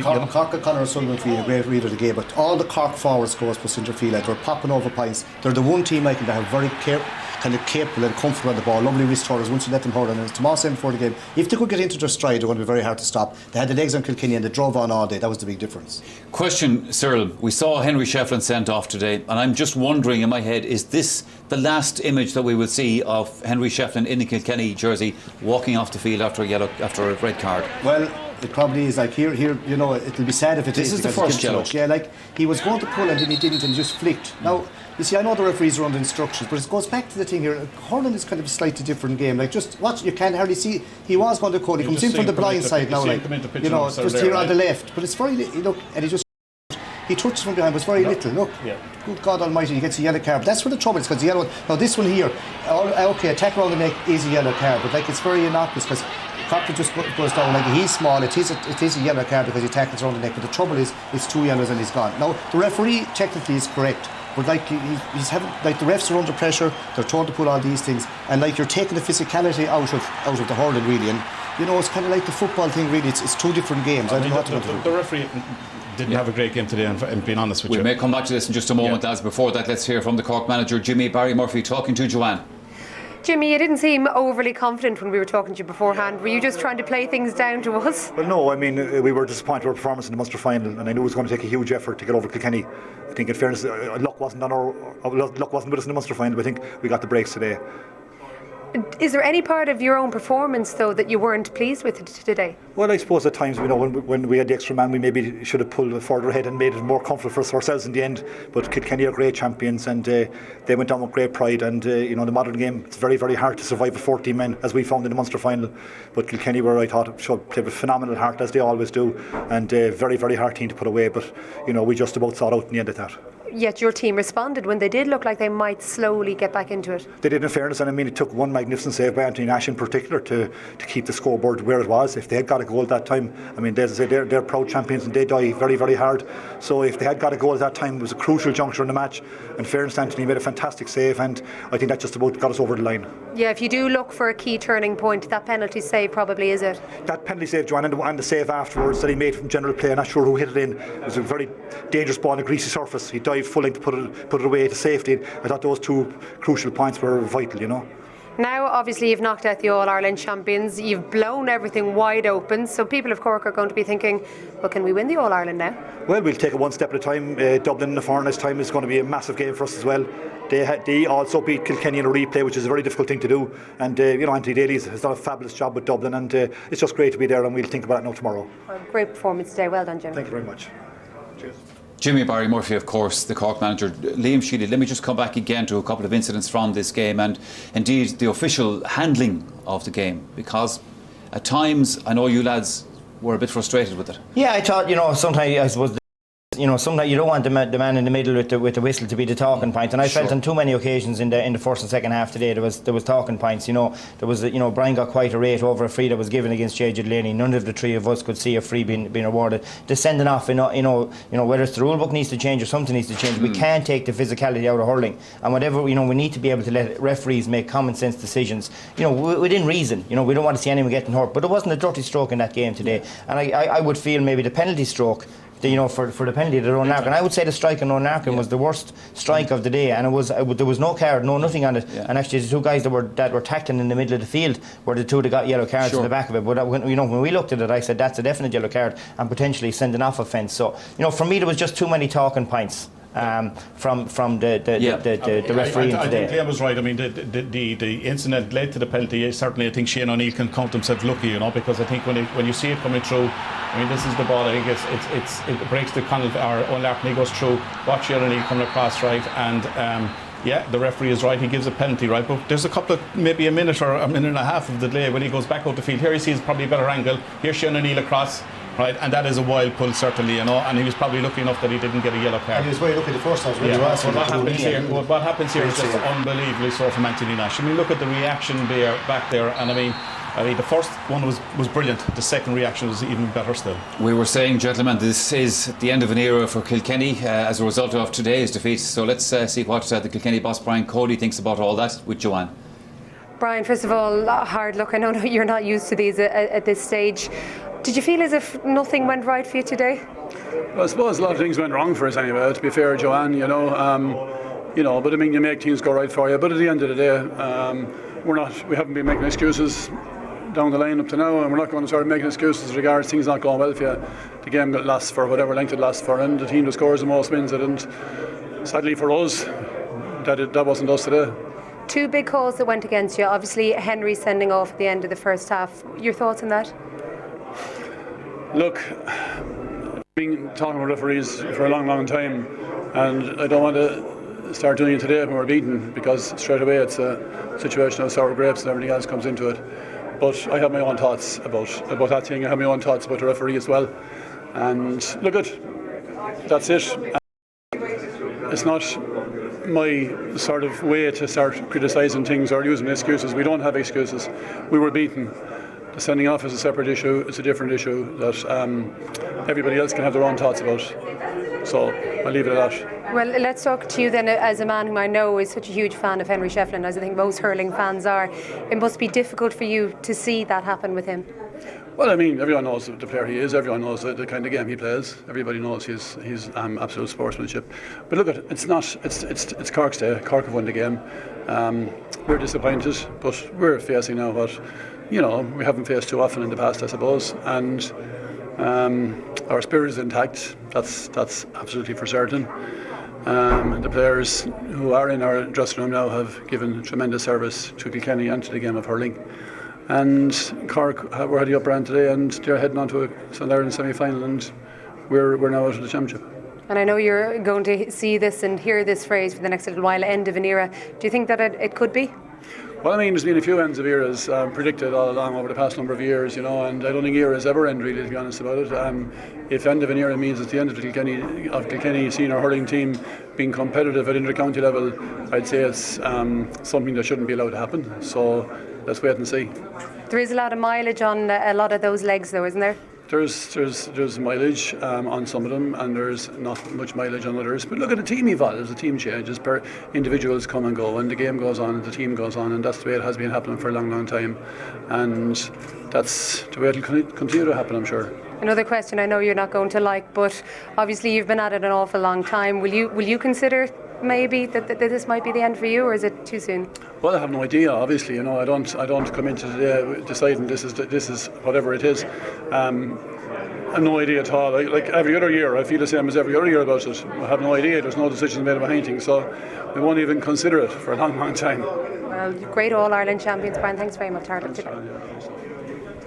All right, lads, you would have to say, obviously, Brian Cody was very fair there. He said, look, it's Cork's day. They won the match fair and square. He's a very experienced man as well, Liam. You could see at the same time he was trying to hold himself back and not be critical. Yeah, you could sense his frustration. I think, you know, that's really what he had today, was frustration. But I think, you know, it shows you how admirable a man that he is, that, you know, he didn't want to... He's dead right. The scoreboard says Cork scored 19 and Kilkenny scored 14, and he was leaving it at that. But I think deep down he's hurting inside, because he feels that maybe some of the big calls today didn't really come on his side. But you know, the measure of the man. I mean, he's been an outstanding manager of an outstanding team, and you know, as he rightly points out, whether it might be the end of an era for this team, but I think Kilkenny hurling, there'll be no fear of Kilkenny hurling either 2014 or any year into the future. He makes a very valid point. See, a lot of lads, Tomas brought up both sides, Jim Barry Murphy dropping fellas. See, Tomas and these lads played, Liam played for a team. You could play 10 years, 20 years, or 20 years to be long, 5 years, 7 years. Yeah. Just say you have number 14 jersey. You have that jersey, but your time comes to pass it on. Now, no players like being dropped, but a manager has to make a statement. Jim Barry Murphy did it this year, and there was a lot of flack kind of flying around, leaving off the older guys. But no older guy is entitled to his place. That'll happen, the team evolves. Now, the same matters, like Brian Cody there, people might realise it, but there's 5 or 6 new Kilkenny fellas on that 15 from 3 or 4 years ago, and the team will evolve again. And like as Liam says, the black and amber will never go away. Okay, and I don't know will Brian Cody ever go either, but like they're always going to be there. And more than Cork, you write them off at your peril, because they can come overnight. All of a sudden, that's a very young and inexperienced Cork team, and now they're probably one of the favourites for All-Ireland. The King is dead, long live the King. So Cork are through to the All-Ireland hurling semi-finals. Question is, who will join them in the Final Four? Galway face Clare after this break.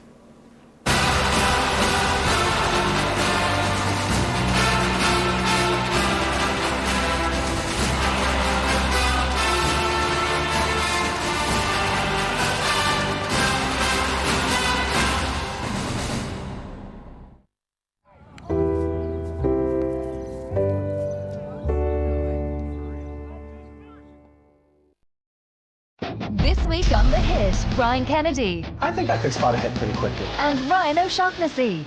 I'm looking for something that gives me shivers. Battle it out to find the perfect hit song. The Hit, Friday at 9:35 on RTE1. Introducing a paint that's out of this world. Universal All-Surface Paint gives you the power to change anything. With its advanced formula, it can be applied directly to surfaces in your home and garden without the need for a primer. Universal All-Surface Paint works on wood, metal, ceramics, and most plastics. The beautiful paintwork without the hard work. Universal All-Surface Paint from Rust-Oleum. This changes everything. Whether you're travelling to the UK or heading stateside, explore more, do more, worry less with the new sterling and US dollar cards from An Post. It's safer than cash, cheaper than a credit card, and you can use it wherever you see the MasterCard acceptance mark. An Post, do more. To be there and see the lads play like that. It was champagne hurling, Brazilian hurling. It was incredible. We actually did stop Kilkenny from winning that 5 in a row. We'll take the glory the day we get it.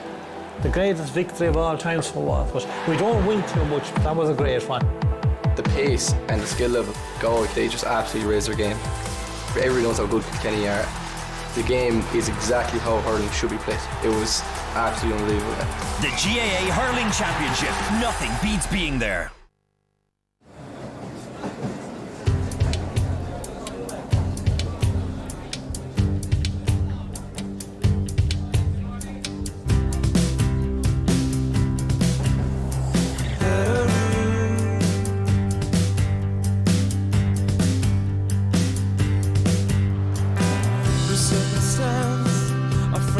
discuss between the fire, what's discussing to connect us.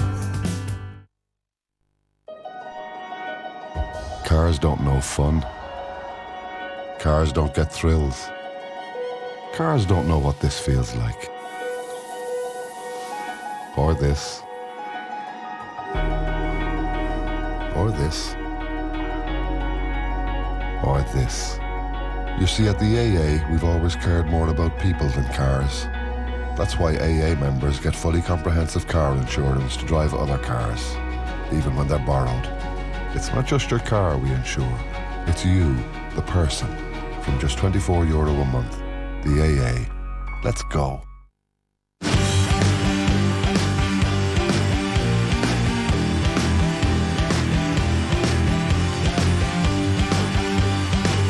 For great value romantic brakes, go to discovernorthernireland.com.